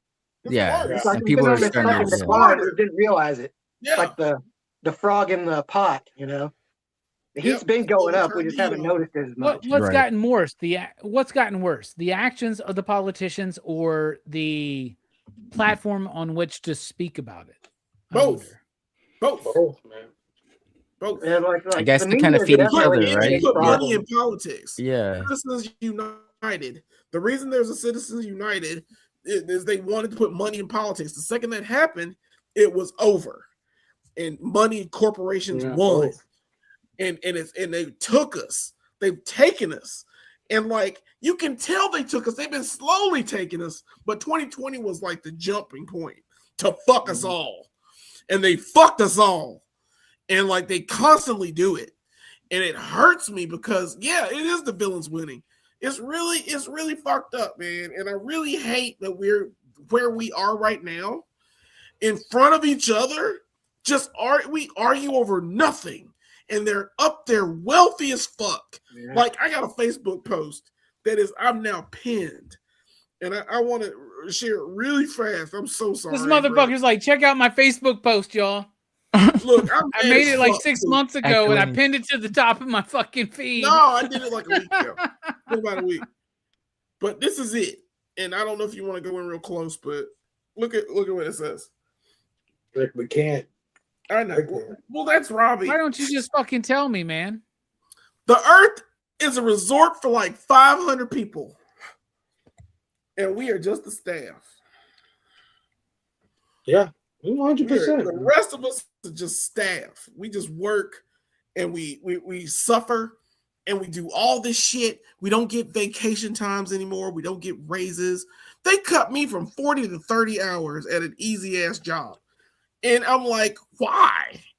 Why? Brother, that was happening during Biden too, man. It's not Yeah, just I know. It's I know. in general. That's the word. That's the other part about it. It's been both of them. It's everyone. It's almost like Michael Jackson said one really right thing in his life, and it was, all I gotta say is that they don't really care about us. They don't care. They don't, man. Jesus Christ. I just don't understand the endless greed. It's like, I got $1 billion. Okay, with $1 billion, you have generational wealth. You're never going to have to worry about a roof over your head. You could travel anywhere in the world. You could buy anything you want. You could have any woman or man that you feel like it. Yet I want $3 billion at the cost of everything. Like, fable. It's wrong? Simple math. 1 billion is less than 3 billion. So I understand that, but Robbie, I mean, when you break it like when you break it down, like when the hourly work week and shit, like when you have to spend like fucking minimum 40 plus hours of. Yeah, it's cool that you get along with your coworkers, but at the end of the day, they're people you're forced to integrate with. Like you have to spend more. You often spend more time with like people you work with than your family. You know, and that's fucked up. You know, and the thing about it is, like, you know, in our free market capitalist society, like, you know, we've always, like, you know, known it sucks, but we had the consolation of, you know, we can buy whatever we want. You know, we can buy our treats. But like that's starting to go away now. And that's why people are getting really fucked up. And they need to realize that the less we're able to buy our treats, the more we're paying attention. It's like just let us have our fucking treats, you idiots. How many people on this stream right now? Be honest. If you got $1 billion tomorrow, how many of y'all are gonna go treat the people you love the most, the closest to you? You're gonna hook them up, right? I'm gonna hook them up. Right? You're gonna hook your dad up, you're gonna hook your mom up, you're gonna hook I'm your buying best friend houses up. for everybody, dude. I'm hooking everybody on the panel up. I'm taking Jelani out for a milkshake. I'm taking Brooks out for a burger. I want the money and fuck everybody. Fuck my mother, fuck my father, I want the money. But you know what I mean? It's a different mentality and it's sick. It's a sickness, bro. It's crazy. Yeah. I will hook you up. And the fact that they don't care. Oh, well, it's fun to them now, but you have to realize 2020 was the largest upward transfer of wealth ever. It's the biggest robbery that's ever happened. Yep. And we all allowed it to happen, man. And we were all like, allowed it to happen. Applauding it, watching it. It's like in that stupid ass fucking Star Wars movie, right? How does democracy die? With thunderous applause. Yeah. Real shit. And we don't see There's always a bigger fish. Yeah. There's always a bigger fish. Exactly. Brooks, what else you got, man? Well, that's pretty much it. You know, I'm just like, I'm mad at these elite parasites that do fucking nothing, but they don't want anybody to have anything. They don't want us to have affordable housing. They don't want us to have affordable health care. They don't want us to have fucking anything, but they want us to fucking do everything and basically make the world run while they sit there jerking off and telling us that we're fucking entitled, you know? Snowpiercer. Fuck you wealthy elite parasites. I guess that's my the final airing of my grievances. Yeah. So you don't have to tell anyone, but you would do some good shit for your friends or maybe the less fortunate. You don't have to tell anybody. Hell yeah, I would super chat one collection down like $5, man. I would be like, yo, dude, $5. What? Even if you didn't announce it, if you got into $1 billion and tried to leave the world in a better place than you found it, which exactly. If I had $1 billion, I'd be like $5, Link, sing the Hellboy song. Because there's people on my block, dance, monkey dance. Like, you know what I'm saying? That's what I would do. People on my block that I feel terrible for sometimes, and I just don't have $1 in my pocket to give them. And if you know, sometimes I think, man, if I had that kind of like Jeff Bezos money, I would love to just put $100 bill in his hand and see. Yeah, like shit, like homelessness in our country. Realistically, shouldn't it be an issue? It feels good to, like, you know, be giving and be kind to people and be charitable. It makes you feel good. Yeah, and then complain when they don't sing the Hellboy song or like X-Men comics. Yeah. Stipulations. I feel like I'm fucking giving charity to Marvel lately. You have Wow. been. It's wild. Yo, Like, I'm and keeping I feel like Marvel comic book studios running.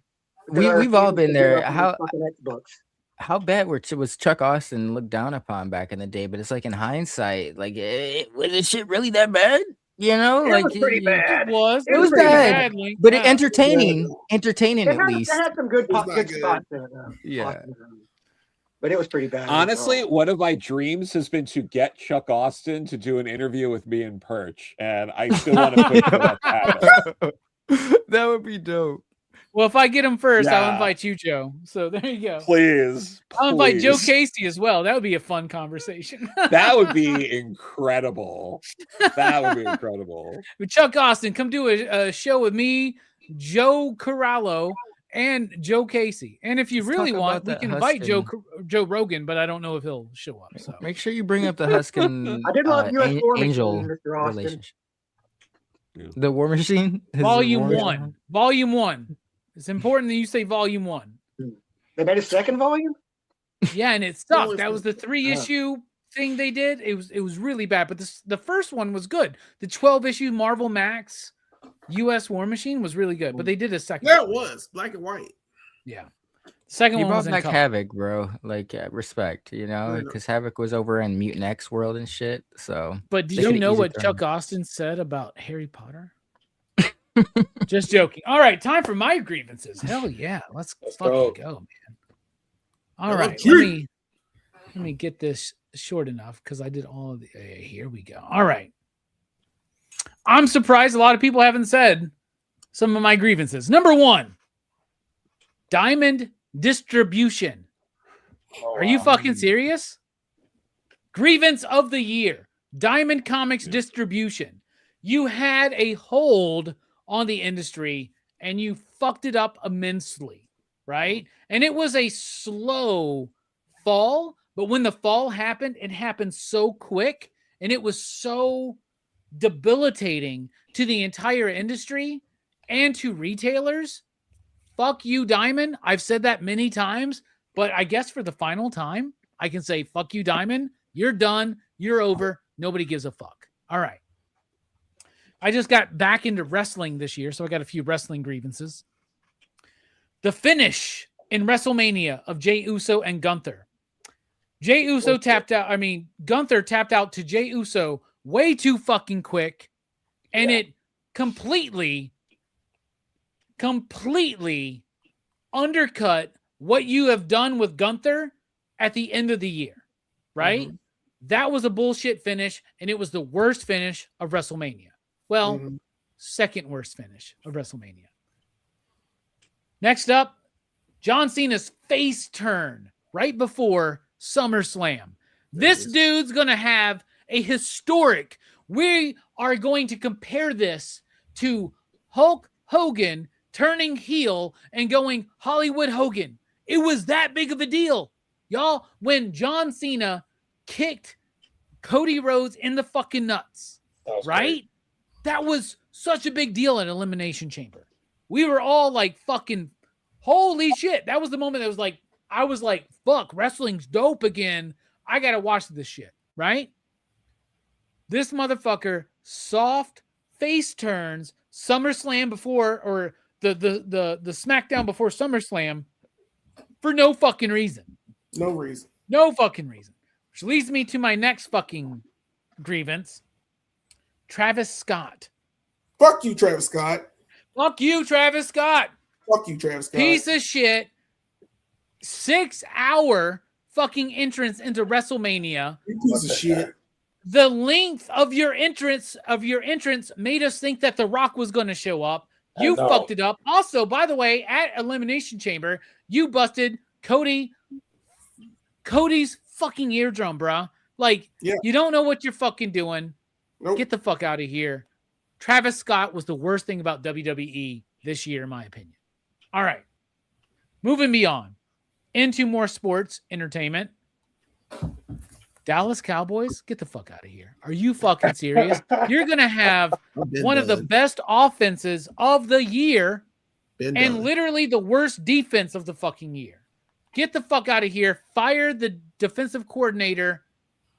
We're done. Fire Jerry Jones. Look, Sell the team. Type it. Sell Get the fuck out of it. Let's go. Yeah. Is it Jerry Jones' fault? Yes. Sell Do it. I have to be over that? Yes. The defense was the problem this year, and they didn't correct it. Oh, and by the way, yeah, fuck you, Jerry Jones. Jerry Jones told me as a Cowboy fan, because he talked to all of Cowboy Nation after he got rid of Micah Parsons and said, this makes us better right now.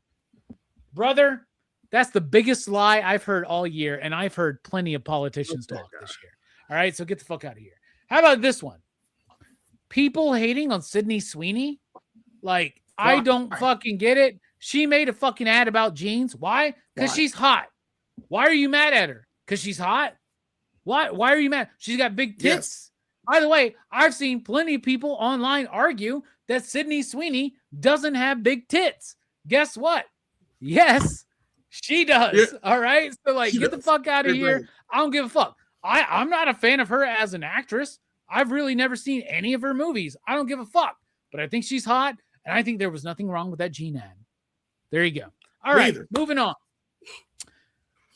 Joe already kind of touched about this, so all I will say is I do not like it. I am very much detested when people on whatever side, whatever country, whatever faction, when people celebrate assassination, I'm not cool with that. I got a problem with that, right?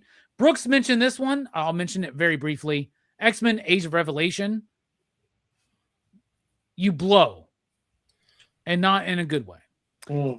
Mara... Everybody's kind of mentioned this a little bit. Marvel fucking Comics. Marvel Comics, you fucking suck. You really do. Marvel Comics, you're the worst right now. Like, people are asking me about who's your favorite publisher of the year. And I go, well, obviously DC. DC at top, maybe IDW done some good things. Dark Horse has done some decent. And none of that conversation is Marvel Comics. Marvel Comics really does not know what the fuck they're doing. Next up, how about the YouTube algorithm?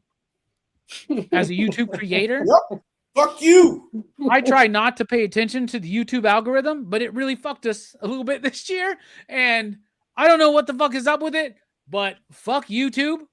But we're on YouTube, so thank you, YouTube. But you out there, like, share, subscribe, comment. That's all we can do. That's what we need. That's what we need. Next up, I haven't watched every movie this year, but I can have a grievance with what I think is the most disappointing film I've watched.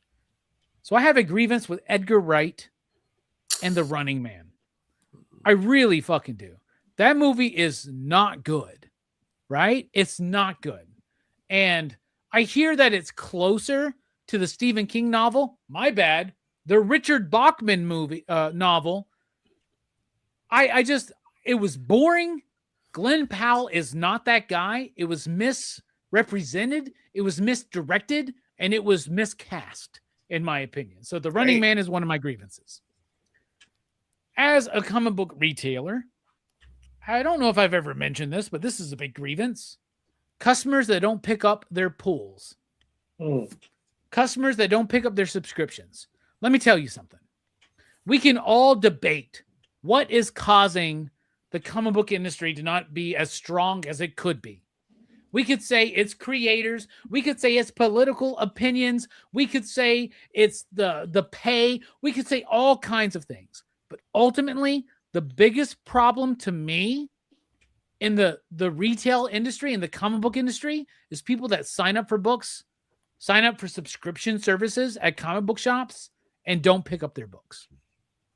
That's pretty atrocious. Next up, that fucking G.I. Joe guy on my channel who claims that I am not worthy of an opinion of G.I. Joe because I haven't read every single issue of Larry Hama's G.I. Joe Real American Hero. So therefore, I can't talk about what Josh Williamson is doing on G.I. Joe in the Energon universe. You know what? I've given you the benefit of the doubt. I've started reading Real American Hero. I'm lost. I'm out of it. I don't give a fuck.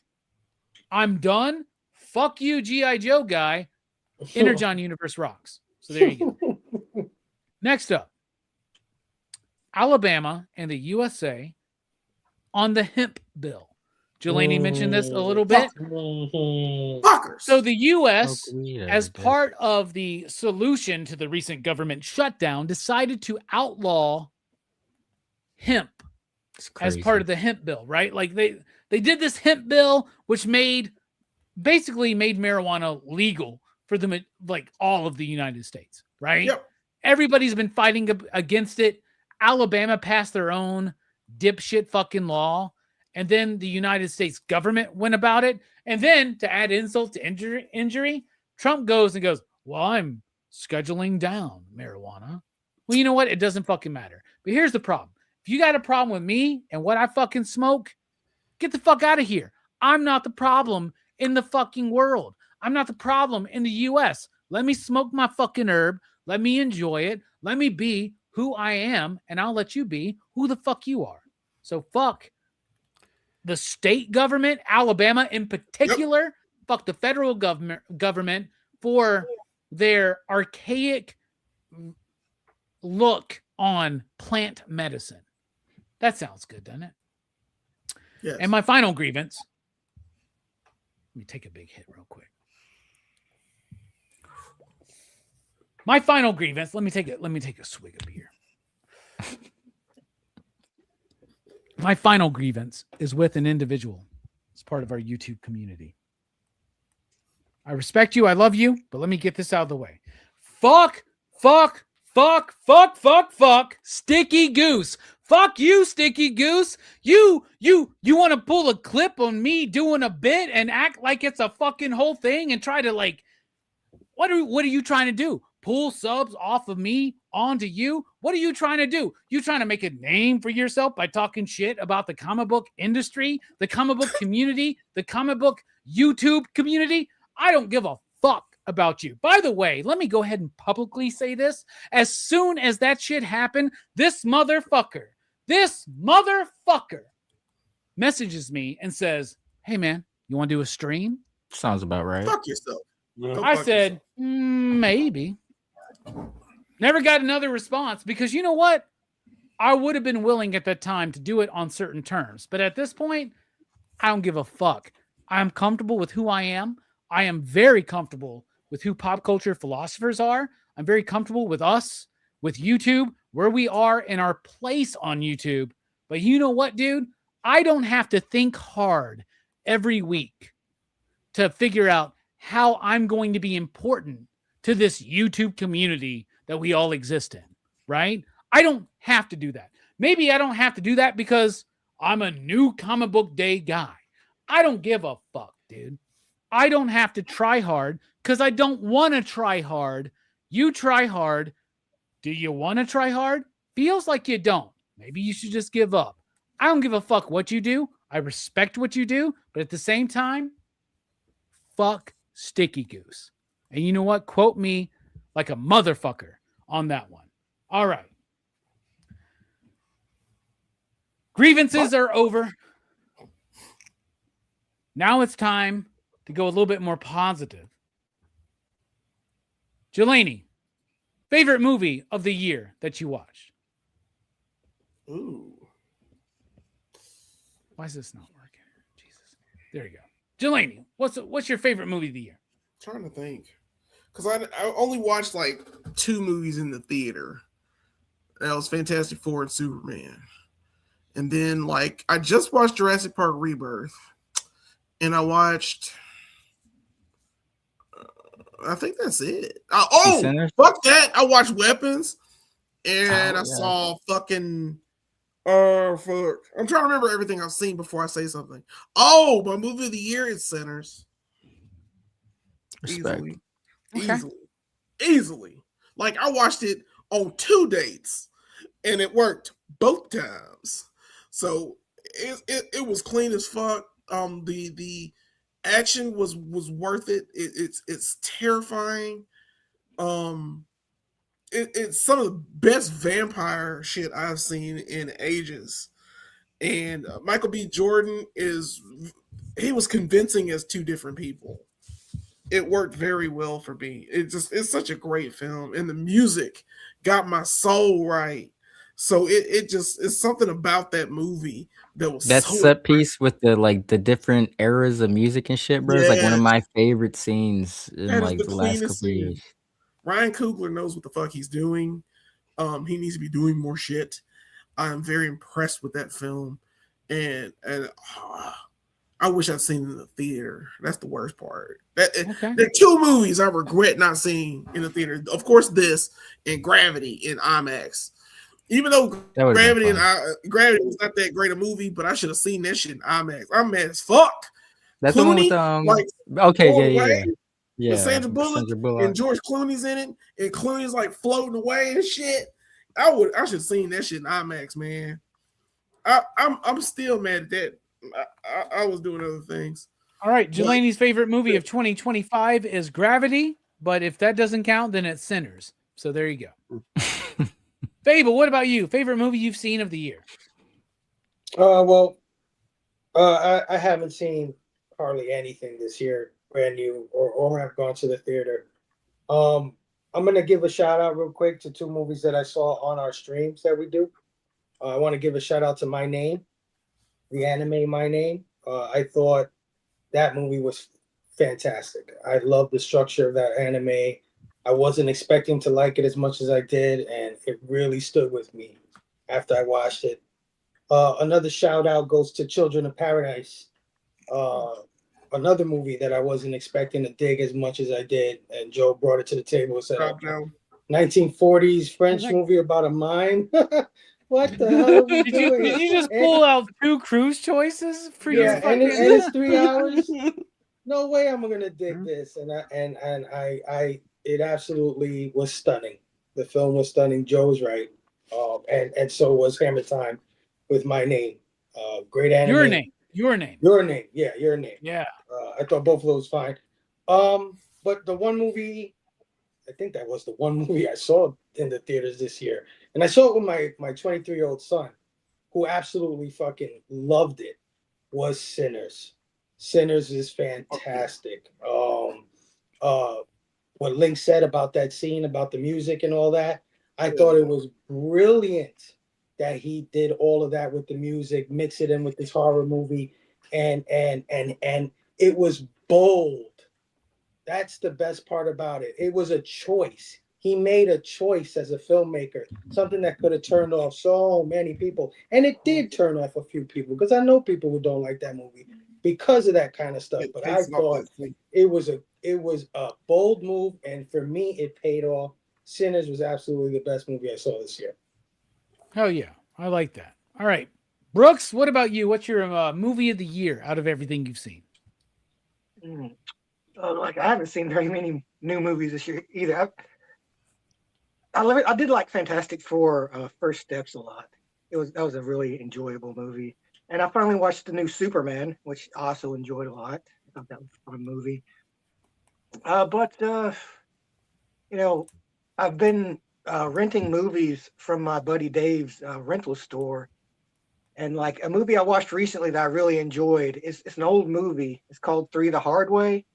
It's like an action movie about these three guys. And it's got Jim Kelly from Enter the Dragon. He's one of the guys. Nice. But yeah, it's a fun action kind of blaxploitation movie. But yeah, I really enjoyed that. I've been watching a lot of movies I've been enjoying. Like, I've been working my way through the Jurassic Parks, and you get diminishing returns on them, but they're still, I think for the most part, they're still pretty fun movies. Right. Like, they're not the worst. Except 3. Like, there are definitely franchises much worse than Jurassic Park so far. 3. Can't wait to hear this Jurassic Park review for that, Jelani. Yeah, it's going to be a fun fucking night. I'll tell you that, man. Hell yeah, Brooks. I appreciate that. All right. Joe, what's your favorite movie of the year so far? All right. Well, since everyone else, talked about like 7 or 8 movies too, I'll start with this Argentinian film, Kill the Jockey. It's very like, so last year, I think it was last year, I saw the TV Glow in theaters, and people really How's it going? latched onto that one. And this is more of a, whereas like I saw the TV Glow feels more like pop culture, Kill the Jockey feels more like literature. It feels more like David Lynch film. Like it's very Lynchian. It goes into a lot of like gender via spirituality and things like that. It's a really cool movie that was not at all like, I didn't have any clue about like what most of this movie was. I was just like, fuck it, it's screening. I'll go check that out. So yeah, that was absolutely a great one that I think is worth checking out. Another one is Sanatorium Under the Sign of the Hourglass. It's like an Eastern European sort of stop motion movie from the Quay brothers. They had done, I feel like they did a bunch of other fun stop motion and other types of movies over the years.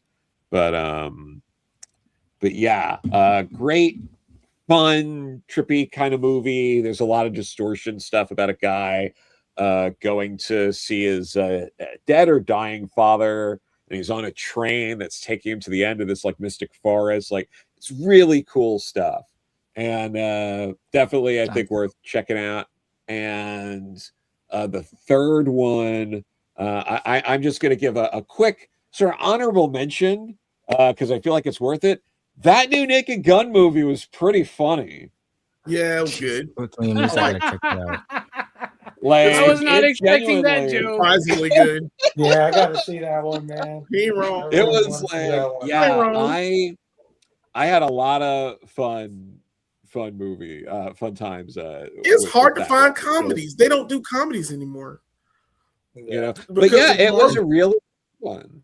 Yeah, Fucking Marvel, They like wrote ruined it. comedies and romantic comedies and all that shit. There's one coming out called like The Breadwinner that it reminds me of like a 90s 2000s comedy, and I was just like, hell yeah, just to see it, like something like What is comedy now? Yeah, what is funny now? Since you've like banned everyone from laughing.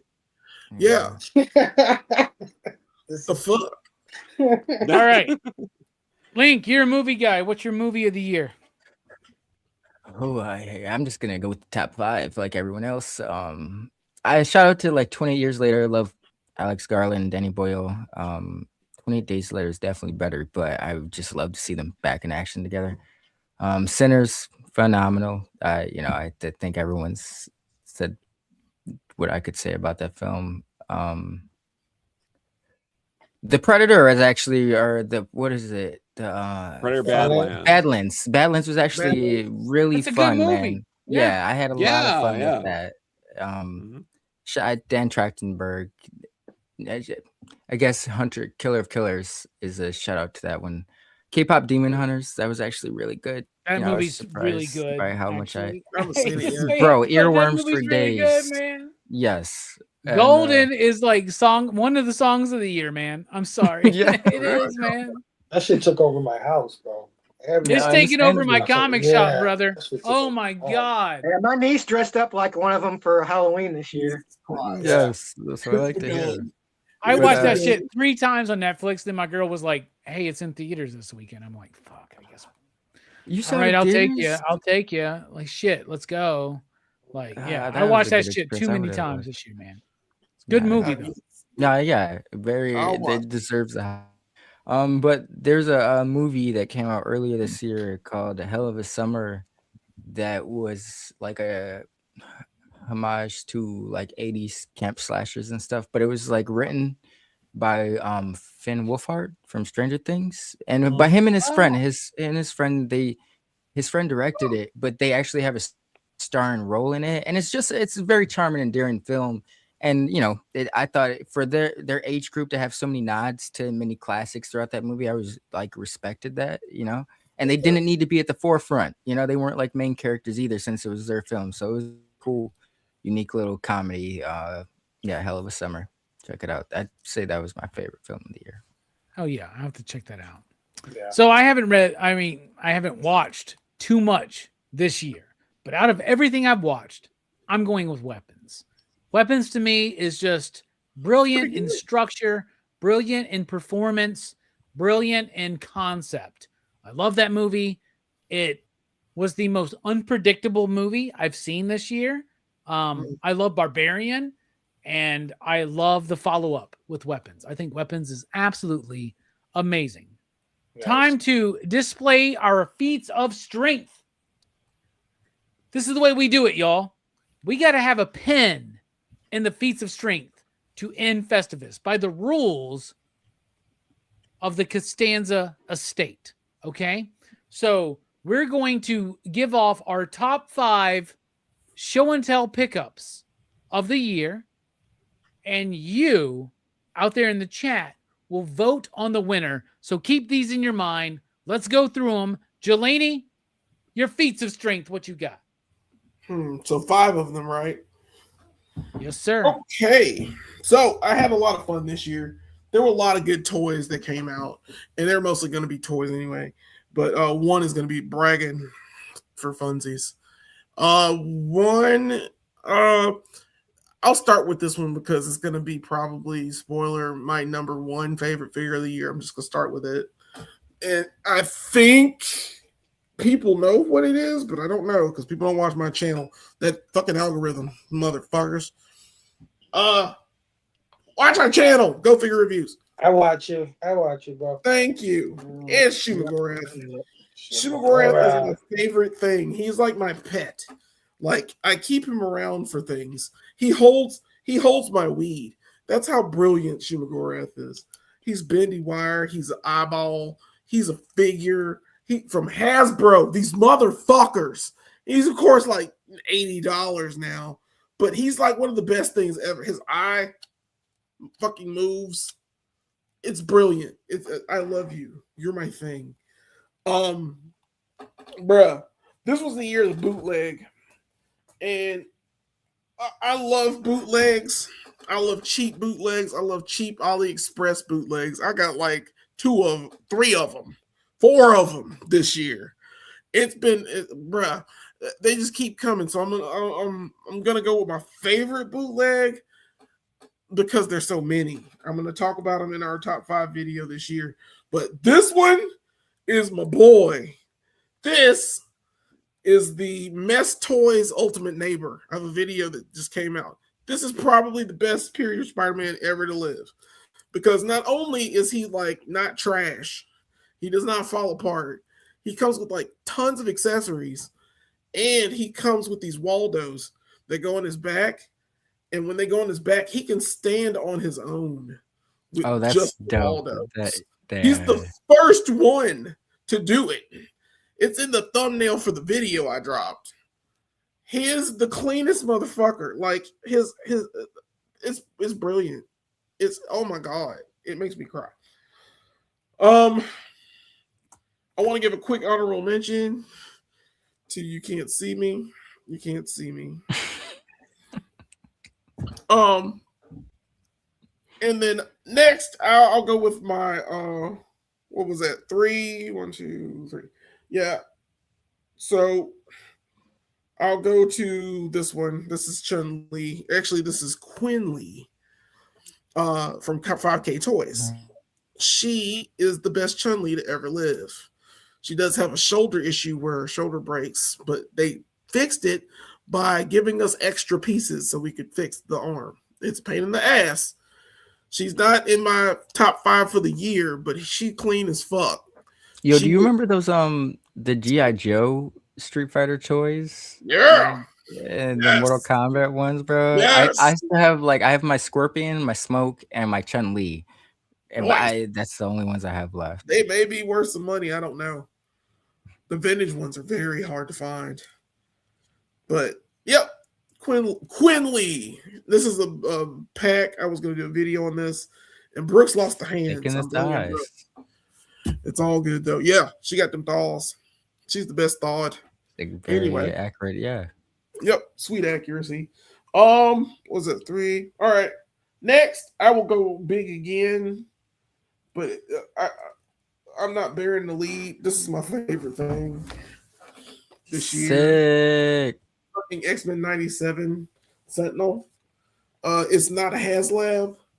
They finally got a fucking figure right to where it's scaled up, and he has fucking He's perfect. mobile. You hear them ratchets? You hear that shit, bruh? I don't even know why I have this. I ordered this a year ago, and it just came in. We just did a video on it. It gave me 1,000 views for shorts for the first time ever. So I'm so impressed by this figure and the response. It's so clean. I love it so. He's perfect. Double jointed knees, double jointed elbows. They fixed not giving us extra heads. You take this motherfucker off and you can put other faces on it. It's smart. Wow. It's X-Men 97. It's just a scaled up Marvel Legend. That's all this is. It's so clean. I love it so. Watch our top 5 video because this part is one of them. You just got to figure out what number. And my final thing, my final feat of strength, which a lot of people have these, but I was honored to be bestowed one for our Horror Fest lovely trivia that Blood Splatter Chatter did. I want to present my Jason mask. I love this Judge Jason. Hell yeah. I didn't win the overall thing. Robbie won the overall thing. But yes, I fucking did win the overall thing, by the way. Just so you all know. It's okay, Robbie. And my mask is right back there. Me and Robbie tied last week, guys. Just don't let it go. There was no prize for that one, though, Steph.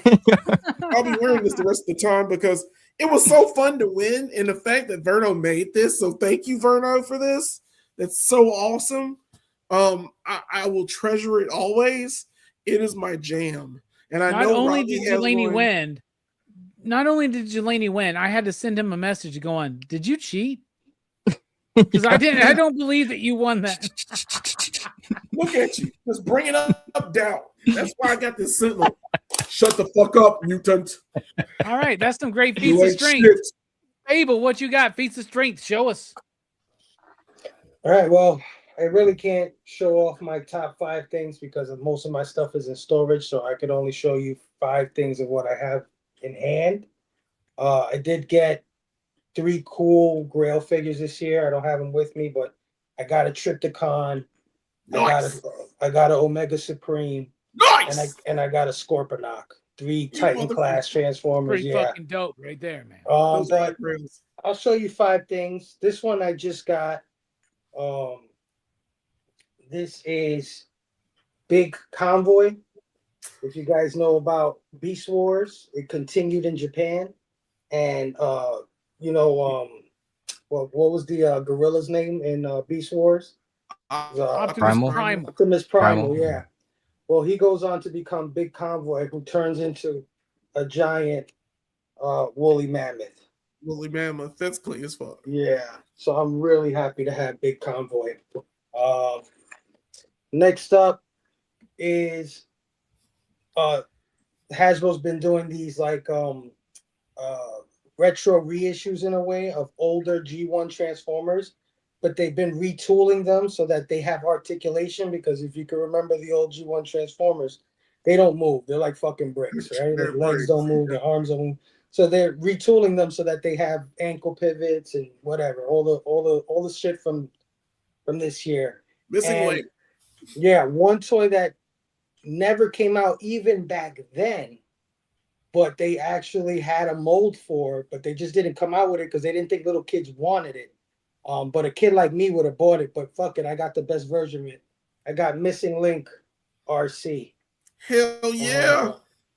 Which is what you would have seen on your store shelves in 1986 had they had the balls to come out with it. But now this one's even better because she has ankle pivots and leg articulation, arms articulation. So this is one of the best G1 trends. This is one of my favorite fucking pickups, period, of all the toys I have. I can't believe I have a good RC. One of my favorite characters. Nice. This guy, I just got into the Marvel Legends. I'm not as deep as Jelani and Brooks and them, but I'm getting my feet wet. Jelani mentioned this earlier. Gamerverse. Gamerverse has been absolutely fantastic this year. I'm a huge fan of Marvel versus Capcom. So I had to get those things. And one of the Gamerverse figures that they made that I'm just fucking so excited about. And I finally have him, and he's fucking huge. No, it's not Gargantos. No, it's not Psylocke's ass.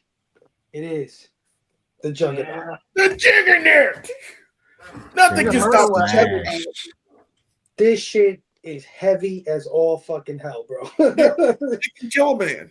Yep. Yeah, you go out in the catapult and like murder somebody with him. Yeah, this thing is freaking great though. He looks just like he came out of the video game. And I'm just so happy to have him. The only good looking Juggernaut I remember is, do you guys remember like the light up toys? Like they had the light up accessories. Yeah. That Juggernaut was legit. He could take off his helmet and shit. Yeah. Another one that I picked up that Jelani already showed off, but you know, I'm glad I picked them up because again, I'm dipping my toes in the Marvel Legends. I also have 97 Sentinel. That's badass. Love the box art on it, right? Look at that. It's fantastic stuff. Happy to have a Sentinel. This is my first Titan class Marvel Legend or whatever you want to call it. Can't wait to pose him with the other X-Men 97. And this is probably my favorite pickup. It's definitely a top 5 of all time. And I'm talking about my entire 45-year life. When this was announced, I was really reluctant to put money on it because some things I just don't feel are worth the money. But then I was kind of kidding myself because if anybody should spend the money on this, it should be me. And they finally started sending these things out. Now, we want to talk about a feat of strength. This is a feat of strength because this shit weighs so much. I almost bust my back. This is the 4-book compendium from Skybound Entertainment on Kickstarter. Finally came out. Has the cool Daniel Warren Johnson art. There's 4 fucking compendiums in this shit. I'm not opening it. Sorry, guys.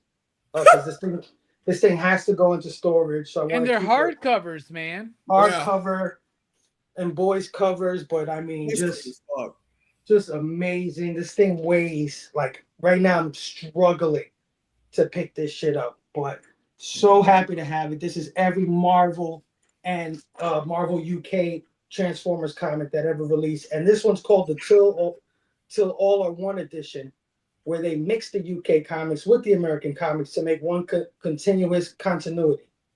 Holy shit! Yeah, so this thing is awesome, and sorry guys, it came with a bunch of goodies, sticker, bookmark, patch. Oh, badass. Pin, metal pin. That's pretty cool. Coin, metal coin. And you remember the tech specs on the back of old G1 boxes where you put the little red thing on the thing and the specs of the character light up kind of in the red? Yeah, the decoder. Yeah, I got a whole pack of those for a bunch of G1 Transformers. Nice. And I also have that for the creators. Bob Budiansky. Those look like candy bars, bro. They do. They do. But the tech specs are in here. Also came with some prints from great Transformers artists like Andrew Wildman. Just amazing. A lenticular. Also, Wildman. Yeah. I like that. And of course, me, Grimlock. Hold on. There we go. Wow. Sweet. So yeah, that was one of the greatest pickups I had, not only in 2025, literally a feat of strength, but fucking best pickup of my entire life. Hell yeah. Awesome. I love it. Brooks, what about you? Top 5 pickups. Feats of strength. An honorable mention. It was a gift from a dear friend. It's The Fall of Numenor by Tolkien. Hey, I got you that for Christmas, man. That's awesome. Nice. Yeah. I know what Numenor is now, man. Yeah, he's learning. He's on his way. But Jelani, I don't know why he keeps doing this. It keeps putting you like in front, dude. I hate that. What the fuck is going on I here? don't know what's going on, man, but I like it. Stop moving, Jelani. Shit. Stop moving. I'm like, what? Stop Okay. breathing, Jelani. I'm not doing the bit. But another thing I picked up this year, like I ran across it in Walmart for like $12, but it's the Steel Book of Akira on Blu-ray. That's cool. Shiny. Hell yeah. I like the art. Is that a steel book or something? Yeah. Hell yeah. Yeah, that's dope as fuck. That's sick. Yeah. Yeah, like I think the best part was I got a deal on it. But this is something I picked up recently that I really ended up enjoying a lot more than I thought I would. But this is The Magnificent Bastard. Wow. It's That's artless. Tetsuo Hiro. Yeah, Tetsuo Hiro, the guy who did Fist of the North Star draws. This is a fun little book about this samurai guy. He's called like a kabuki mono. He's like basically a samurai punk, I guess. And like he's crazy. He's a crazy guy. It's a really fun book. And this is something that my buddy Dave gave me. It's a movie when I went into his shop. He gave me this movie After Hours. That's a great fucking movie, man. Scorsese, right? Yeah. But yeah, it's an odd movie, but like, interesting. Like, I like it.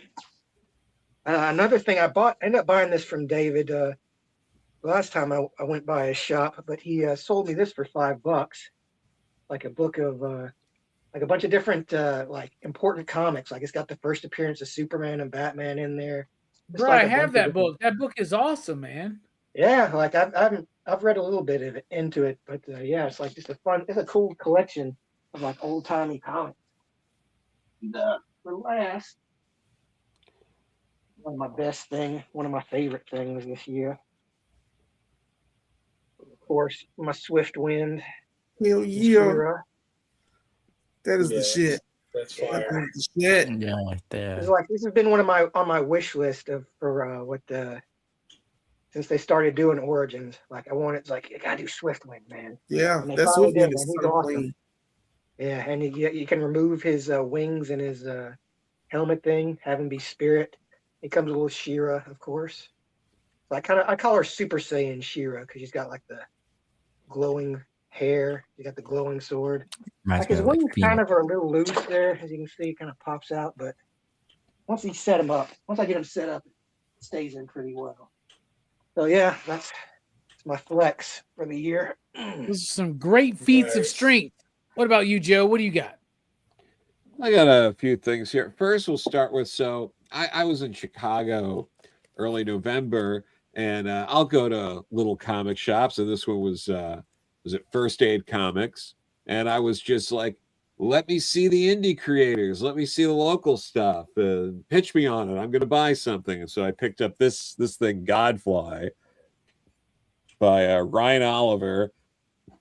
Looks pretty good, and it also came with there's like a pin, all these stickers, bookmark, like all this stuff. Oh yeah. And I read it. It was pretty fun, like horrific story that I put the effort in, and, tried something new from a local comic shop to that area while I was in town. So that was very, very un-unk, but I also picked up that Wonder Woman by Greg Rucka omnibus, and this was a ton of fun. I mean, it's a gorgeous one.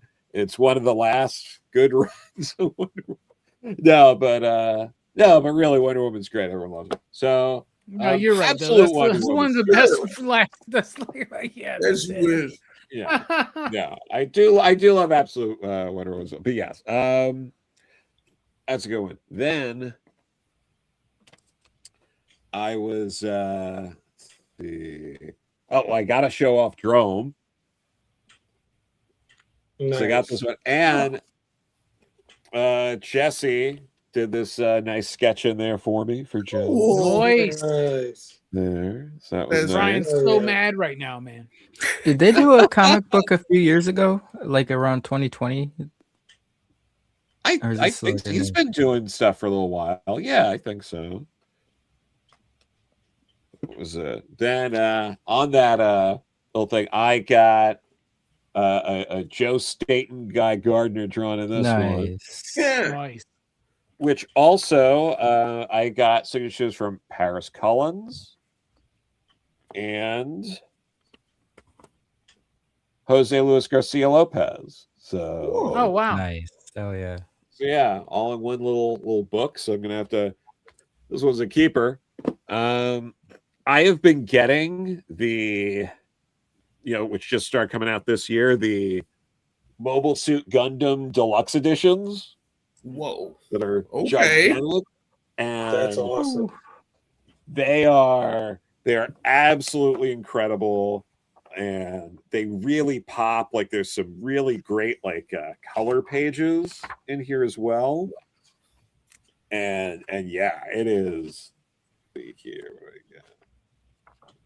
yeah, just absolutely gorgeous, great paper. It's such an incredible way to just read this story. Wow. Just really incredible stuff. I've been a Gundam fan for a very long time, and having these deluxe editions, there's going to be 6 total. The third one's out, so I'm going to be ordering that shortly. But yeah, that was great. And then one of my favorite reading experiences this year has been the Spider-Man panel by panel. Wow. That was gorgeous. Yeah. I love these books, just like the Fantastic Four one of issue 1 of Fantastic Four. This has just been just a joy, just being able to read Spider-Man in these blown up panels. That is awesome. Yeah. Made into a pop art book of basically it's the story from Amazing Fantasy 15 and all of Amazing Spider-Man #1. That's awesome. Nice. I got the FF one, right? But I haven't seen that one. That's awesome. That is cool. Yeah. It is so nice. Just a great way to read this story. And just like the FF1, there's all of these essays and notes breaking down every page of every comic and all of that. So it is just an incredible way to read this story. Some might even say amazing. Some might. I like that. Joe, great feats of strength. Link, what about you? What you got? Keep it light. I don't have many physical feats of strength this year. I did get a Marvel Legends Phantom X. I think it was the first one. That was cool. Phantom X is one of my favorite characters. X-Men, especially from Morrison's new X-Men run. But Jelani beat me to it. But I won this deservedly so in the Trial of Combat trivia. My own Jason mask. I don't know. I think it's 3 or 4. Guys, which one's this from? I would say that's a 3. 3? That's a Okay, 3. yeah, it's 3. Yeah, I got myself at 3. Plan on put winning blood on yours. more. Yeah. Blood splatter. But no, yeah. I did recently reread. Joe just reminded me of it. I recently reread Domu, Child's Dream. If you're familiar. I've been slacking on my manga intake, and that's a goal of mine. I want to do next year is have more manga intake. I love anime, just I've been slacking on manga. Yeah. Hell yeah! All right, that's what you got. Yeah. Can't compete with you giants. You can compete with us. All right. This is what I got. Here is my mix master, y'all. Nice. Ooh. Picked up a mix master. You should already know where this is going. Yep. I picked up a Bone Crusher I ain't never scared. I ain't never scared. So these are all Decepticons and the Transformers. In the box. This is Scavenger right there. Nice. I don't know if you ever heard of these guys. Huh? This one right here is Scrapper. Yes, sir. Yeah. And would you believe it or not, I picked up this double pack of Long Haul and Hook. Hard as fuck to find. And you know what that means? I can now make Devastator. Yes, sir. Which to me is brilliant. I'm doing a Rockin' Robbie live on the last Sunday of 2025. I'm going to open all these up.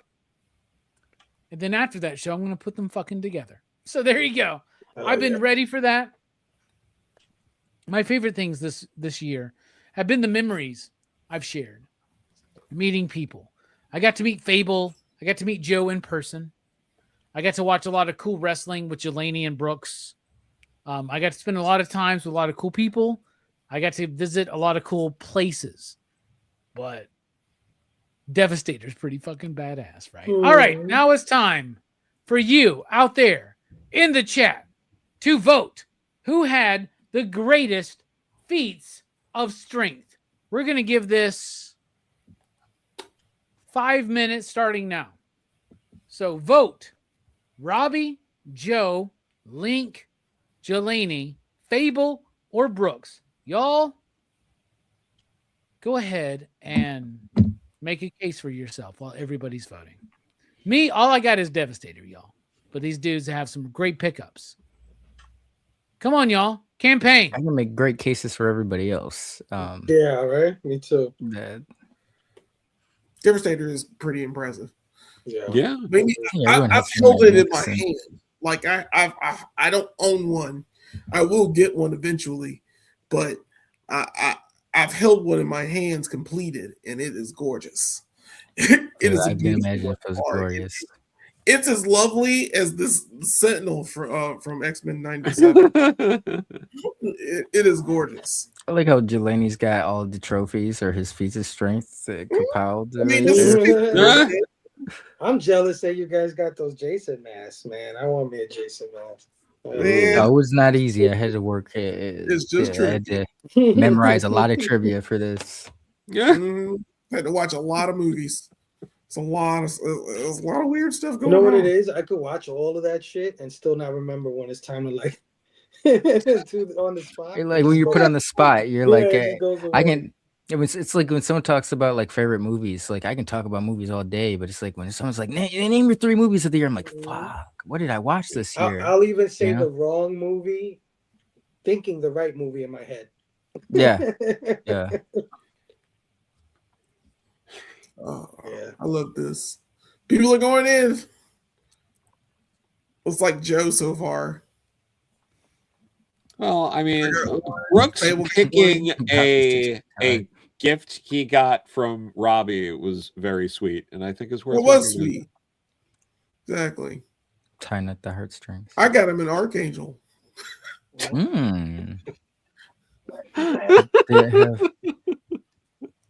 Does it have the shootable shit on the wings? Oh, yeah, the OG. Yeah. Oh, yeah, that's great. Yo, these guys and all those fucking toys. Yeah. Somebody say Devastator or Open Sentinel or the Transformers book set. That's me, Jelani, and Fable, right? Yeah. We got 1 for Fable. That's 2. Fable for James. That's 3 for Fable. Joe for Chocos. That's 2 for Joe. Luke says Joe. That's the 3-way tie. That's 3 for Joe, 3 for Fable. So Jelani. Exciting. It's 2 for I Jelani. just got 1. And then we got Fable for another one. So Fable goes up on Joe. All right. These things happen. We got 1 for Jelani. Ooh. So Fable, Jelani, and Joe are tied, right? I don't know how we're going to end this. We're going to end this with the next few comments. Rock, paper, we got 1 for Joe. Fable's still ahead though, right? I feel like at this point people are just like, let's keep it interesting, and they're just gonna keep saying that. I'm just hey. And I'm me, just showing Lincoln us Brooks the- are not going to be disappointed at all No. that anybody did not say us. So, I think I've won 2 or 3 of these, so I'm happy. I'm happy. Next year, that's the goal coming in. Who won hard. last year? I think it was me last year. Hmm. Because I made a big deal about this Street Fighter arcade that I got behind me. That's right. Yeah, that's a good. How much did you get to play that this year? I played it a few times and then it became a table in the studio. It straight up became a table, man. Like, you know how it goes, man. Robbie. All right, I'm about to call it. Ooh. Jim Zub wins, says Kev. All right. That's a good one. I like that. Jim Zub. One of my favorite memories of the year was Jim Zub. Oh yeah, tell us about that real quick, man. Yeah, no, that was great. Yeah. Oh yeah. We were doing Crew's Choice. I had a choice between. I narrowed it down to 2 movies. I forgot even the other movie I was thinking of, but it was that and Conan the Barbarian. And I tell Robbie, and Robbie says, if you pick Conan the Barbarian, there's a good chance I could get Jim Zub to hang out with us and review it. I said, well, shit, I mean, you already chose it for me, right? I'm picking Conan the Barbarian. But what was sweet about it, even better than that, was my birthday was that week. So I got to hang out with Jim Zub, review one of my favorite movies with one of my favorite comic book creators, Nice. and the crew around my birthday. That was fucking awesome. It was one of the great memories this year. It was great. And Jim Zub did not let any of us forget that he was the Conan expert, right? Yep. Like, He was man Yeah, who picked the best one in the universe. I remember. he's like, however, in 1947.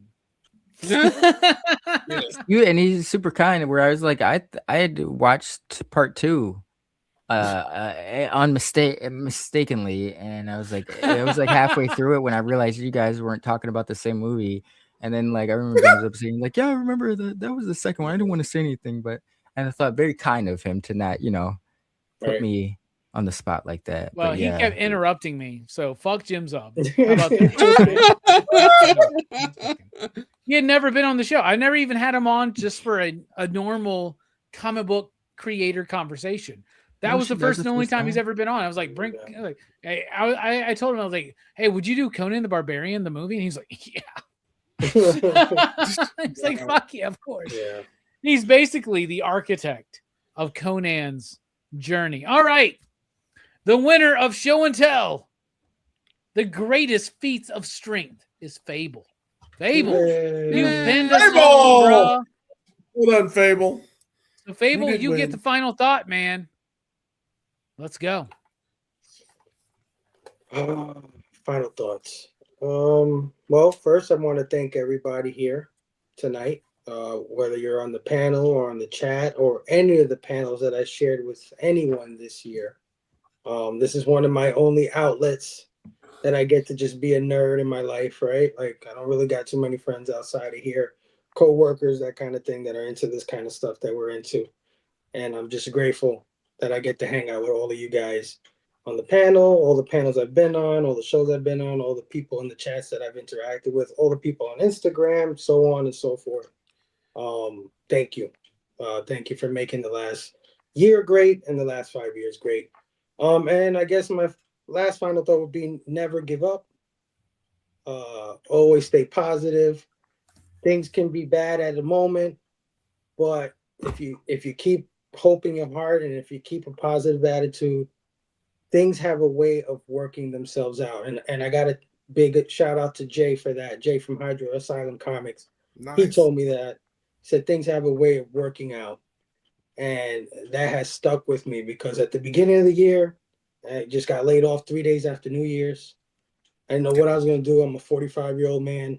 You know what I mean? I can't be switching careers. I can't go back to school. I got 3 kids to support. It was really stressful. And I ended the year with a job that I'm making the most money I've ever made in my entire career. And I'm on my way. You know, I've been blessed with all the toys I showed you and all the cool little junk I get to collect. So, you know, never lose faith, never lose hope. I know this holiday is not necessarily the happiest for everyone, right? Sometimes this is a sad time for some people. But I want you to know that we're here for you. Everybody here is really cool. This community is cool. Reach out. My DMs are always open. If anything, I'll be your friend that day. Station. Bro, fucking Fable deserves the Bro, straight tonight for that, dude. Because I would be like, nobody DM my ass, dude. Like I got my own shit to deal with. So like you like, what the fuck ever. No. I love that. Fable is the winner. Now it's time to wrap up the show. Joe, thank you so much for being here. It's a privilege. What you got going on? What you got coming up? Oh, well, I just finished today packing all of the copies of Sink to the Top and mailing those out. So that's the comic I did on Kickstarter. In the next, I don't know, like few months, we're going to be looking at ways to get this comic out there outside of just us, maybe just host it on a website or something. But I'm hoping to sell it at a few shows this year as well. I'm very proud of how that book came out. I also am in the Young Men in Love Volume 2 anthology that came out this year. That Chase, the same artist, drew my story in that got a shout out in the New York Times. So you can still check that out through Wave Blue World. And then I had the sequel at King Arthur and the Knights of Justice out earlier this year. Volumes 1 and 2 are available through Maverick. They're reboots of the 90s cartoon. And at some point, they'll probably do a trade of Green Hornet Miss Fury. So I edited that, and I'm really happy with how that turned out. Federico Ceresa is an incredible artist, and I hope people follow that guy's career because he's going to be popping up places for sure. And I am pretty far along on one project that should be getting announced in like a couple of months. So hopefully I can talk about that more soon. All right. We got a crazy super chat from See a Dream, 6728, $50 to the Human Fund. So let's share that again. We're hoping to get money for people. But anyway, thank you so much. See a Dream. That's really, really grateful. Awesome. We're really grateful. That's really gracious of you to do that. So thank you so much. Want to wish everyone a Merry Christmas. My movie of the year is Guillermo del Toro's Frankenstein. TV show is Pluribus, and Welcome to Derry. Happy New Year, guys. Everyone's pickups are great. Fuck yeah. Thank you. Well, see ya. We love you. Thank you. Thank you for that. You get priority comments for the next year. I don't know what that means, but we'll figure it out as we go. Link, thank you so much for being here. What's coming up? What you got? Shout out real quick. I just grinded out Welcome to Derry over the weekend. Our brother Stu, he kept ranting about it. So I was like, let me check that shit out. First episode, I was hooked. Fantastic series. Pluribus, I got to check that one out. I'm a big fan of Vince Gilligan, creator of Breaking Bad. So I'm expecting great things. I keep hearing about that show, and I think it's based on that like fake video game. Then I'm like, oh no, that's Polybus. Fuck. Yeah, that's different. Okay. But come check us out, Blessed Batter Chatter with Brother Verno. We're gonna be putting together a nice end. He's got a cool idea for an end of the year show. I don't want to give too much away. We're still putting it together, but he hit me today with some plans. Sounds pretty interesting. It's like a point system. It sounds fun. But also Geeks Unleashed. We just had our helping keep the lights on, as I like to say, with Brother Mark over there. We just had an end of the year show. Jasmine came back, which was it's always cool. Hopefully it's a continuous thing. But yeah, just talked about some favorite pop culture things over the year. I don't think we have another show planned before the year ends, but we'll definitely be back next year. Hell yeah. Link, always a pleasure to have you here. Jelani, thank you. Final thoughts. What you got coming up? Yeah, dude. I'm super excited to work with you guys. You guys are like my release as well.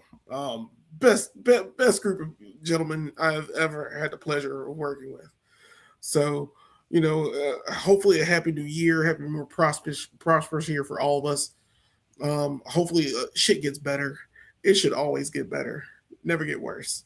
We'll wait for it. Fable, man, bruh. You sir, are a gem. You're worth it. You are, sir. I salute you on your feat of strength. I salute you in general. Look, I've been through exactly where you've been. I know. And I saw last year's Festivus to remind myself of what we do here because I kind of forgot. And I caught your thing, and when you said I just got laid off or something at the beginning of the year, and I said, "Holy shit, Jelani was just it's crazy. It's crazy. Same exact. They're doing this to us on purpose, and I understand it. I got replaced by AI of all fucking things, so it's disheartening. You know what I'm saying? That it should get better, and it will. It just we got to find our niche again. There's got to be, like I said, you're making the most money you've ever made in your life. Congratulations, bro. Thank you. And I shout out to you for that. And I'm glad you keep your strength, because before this, you weren't doing any YouTube.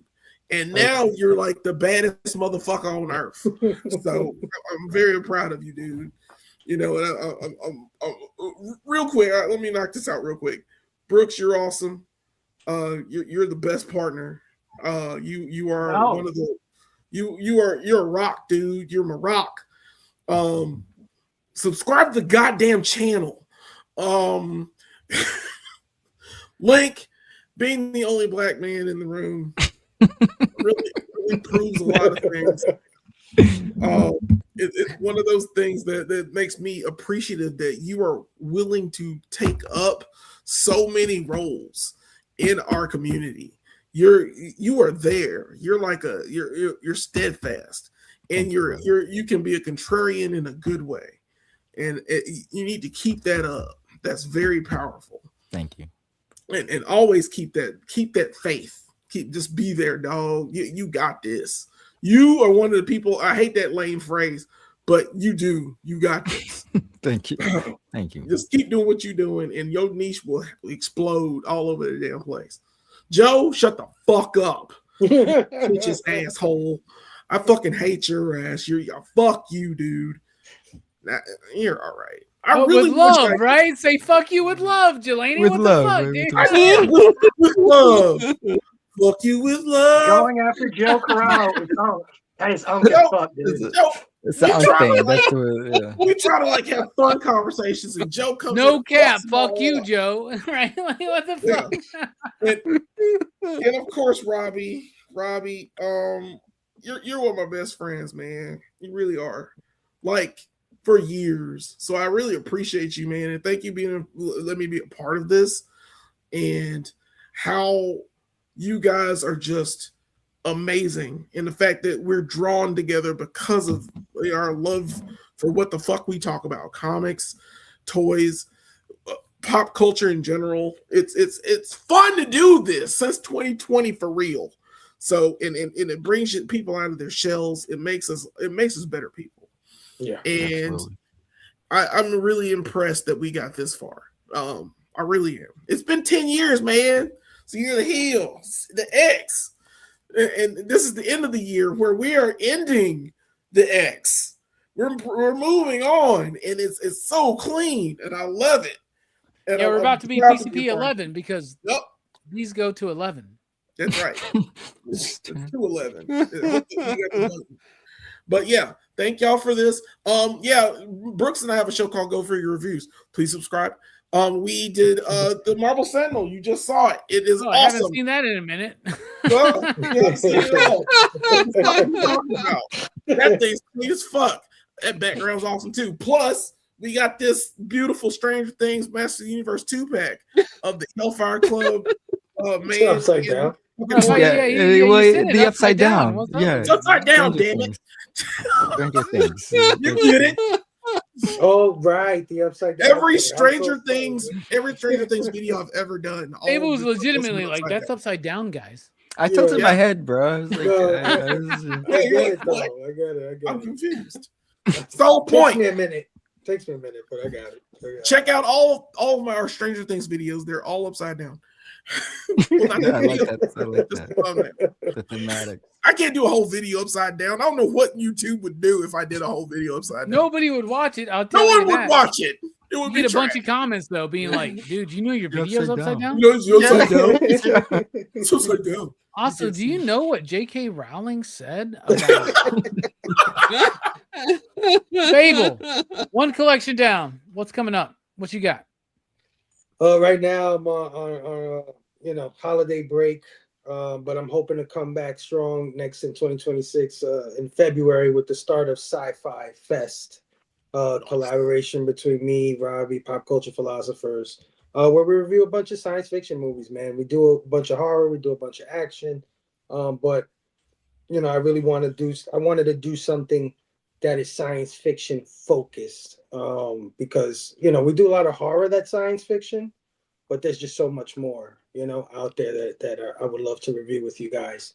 So we're kicking that off in February, and hopefully it becomes a yearly thing and we can expand on it a little bit. And then Blame Fable returns in March, right after that, and then be on the lookout for me, Jake, Hounds of Gore, as we start our new movie review show. Thinking of calling it Practical Effects.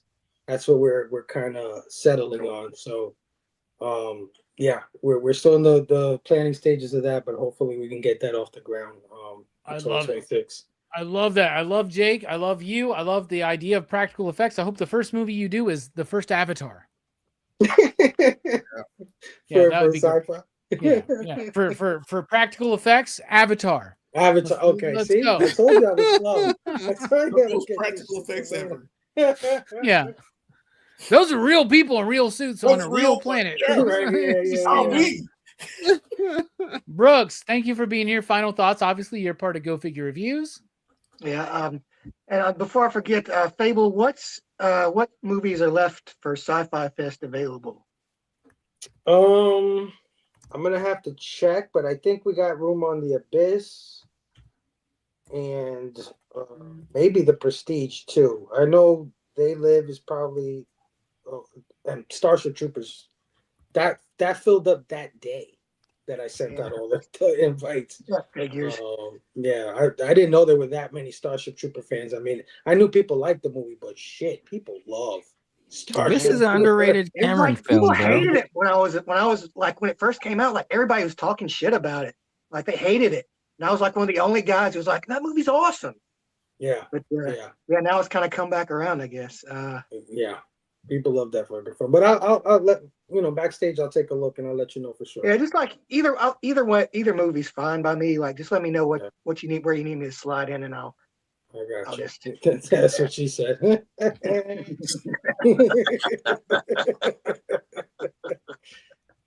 But happy holidays to everybody. Merry Christmas and all that. Hope we have a good new year. Fingers crossed. But Merry Christmas to all, and to all a good night, I guess. Absolutely. All right. Oh, salute. Fuck, we do another shot? Fuck it. Let's do it. I'm empty. Hold on. Who's doing another shot? Fable already took it. Fable, take another one. I'll take another one. I fucking was so fucking twisted up on Friday night, y'all. Like, Jesus. Yo, Nick was funny when you disappeared. And it was like, Robbie's gone. Nick was like, yeah. Nick was like, yeah, his head probably hit the keyboard just now. Did you pull I'll be right back and never I just remember being like, I bought the Oz thing for myself because you gotta treat yourself. What did he say? He was gonna come back and never come back?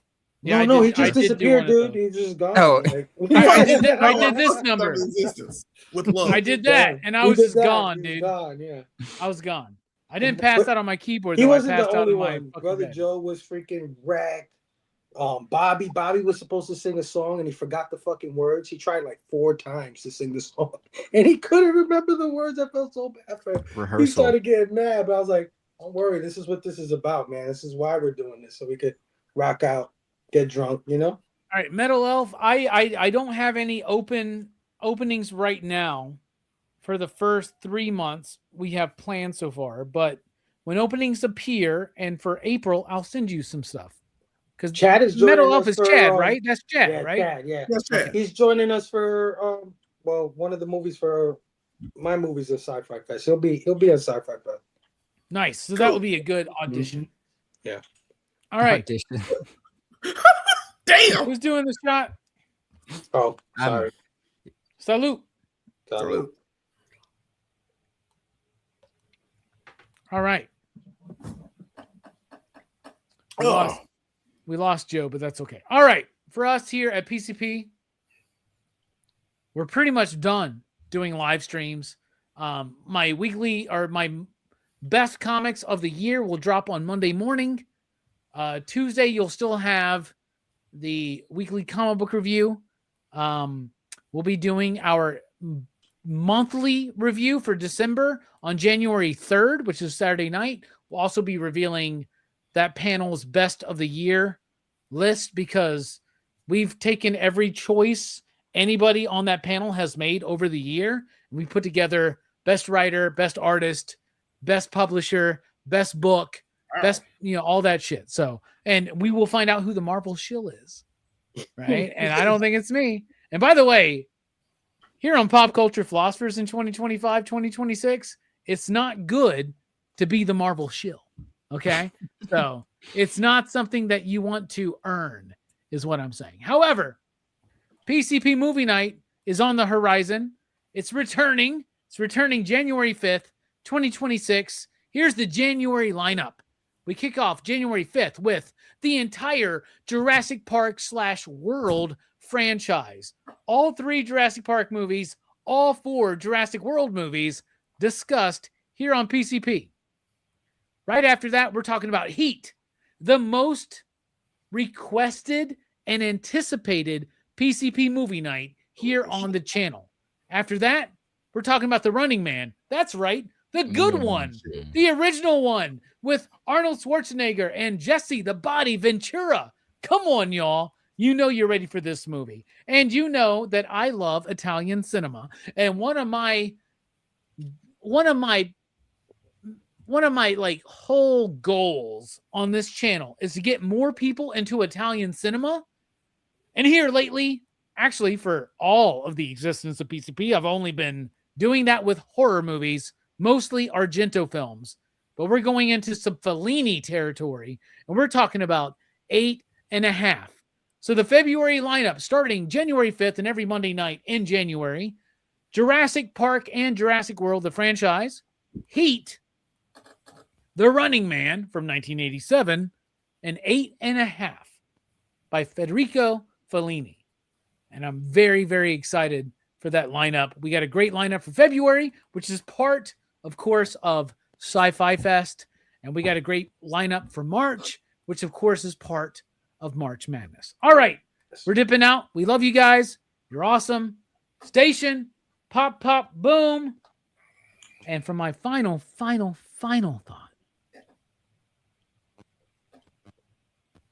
there was something I was going to say, and I don't remember it. Suck it?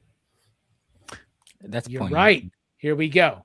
This is the last live stream of the 10th year of Pop Culture Philosophers, which is the year of PCPX. And let me tell you something. If you haven't been down for the 10th year of PCP, aka PCPX, we got 2 words for you. Everybody hit it. 1, 2, 3. Suck it! You bitches, motherfucker.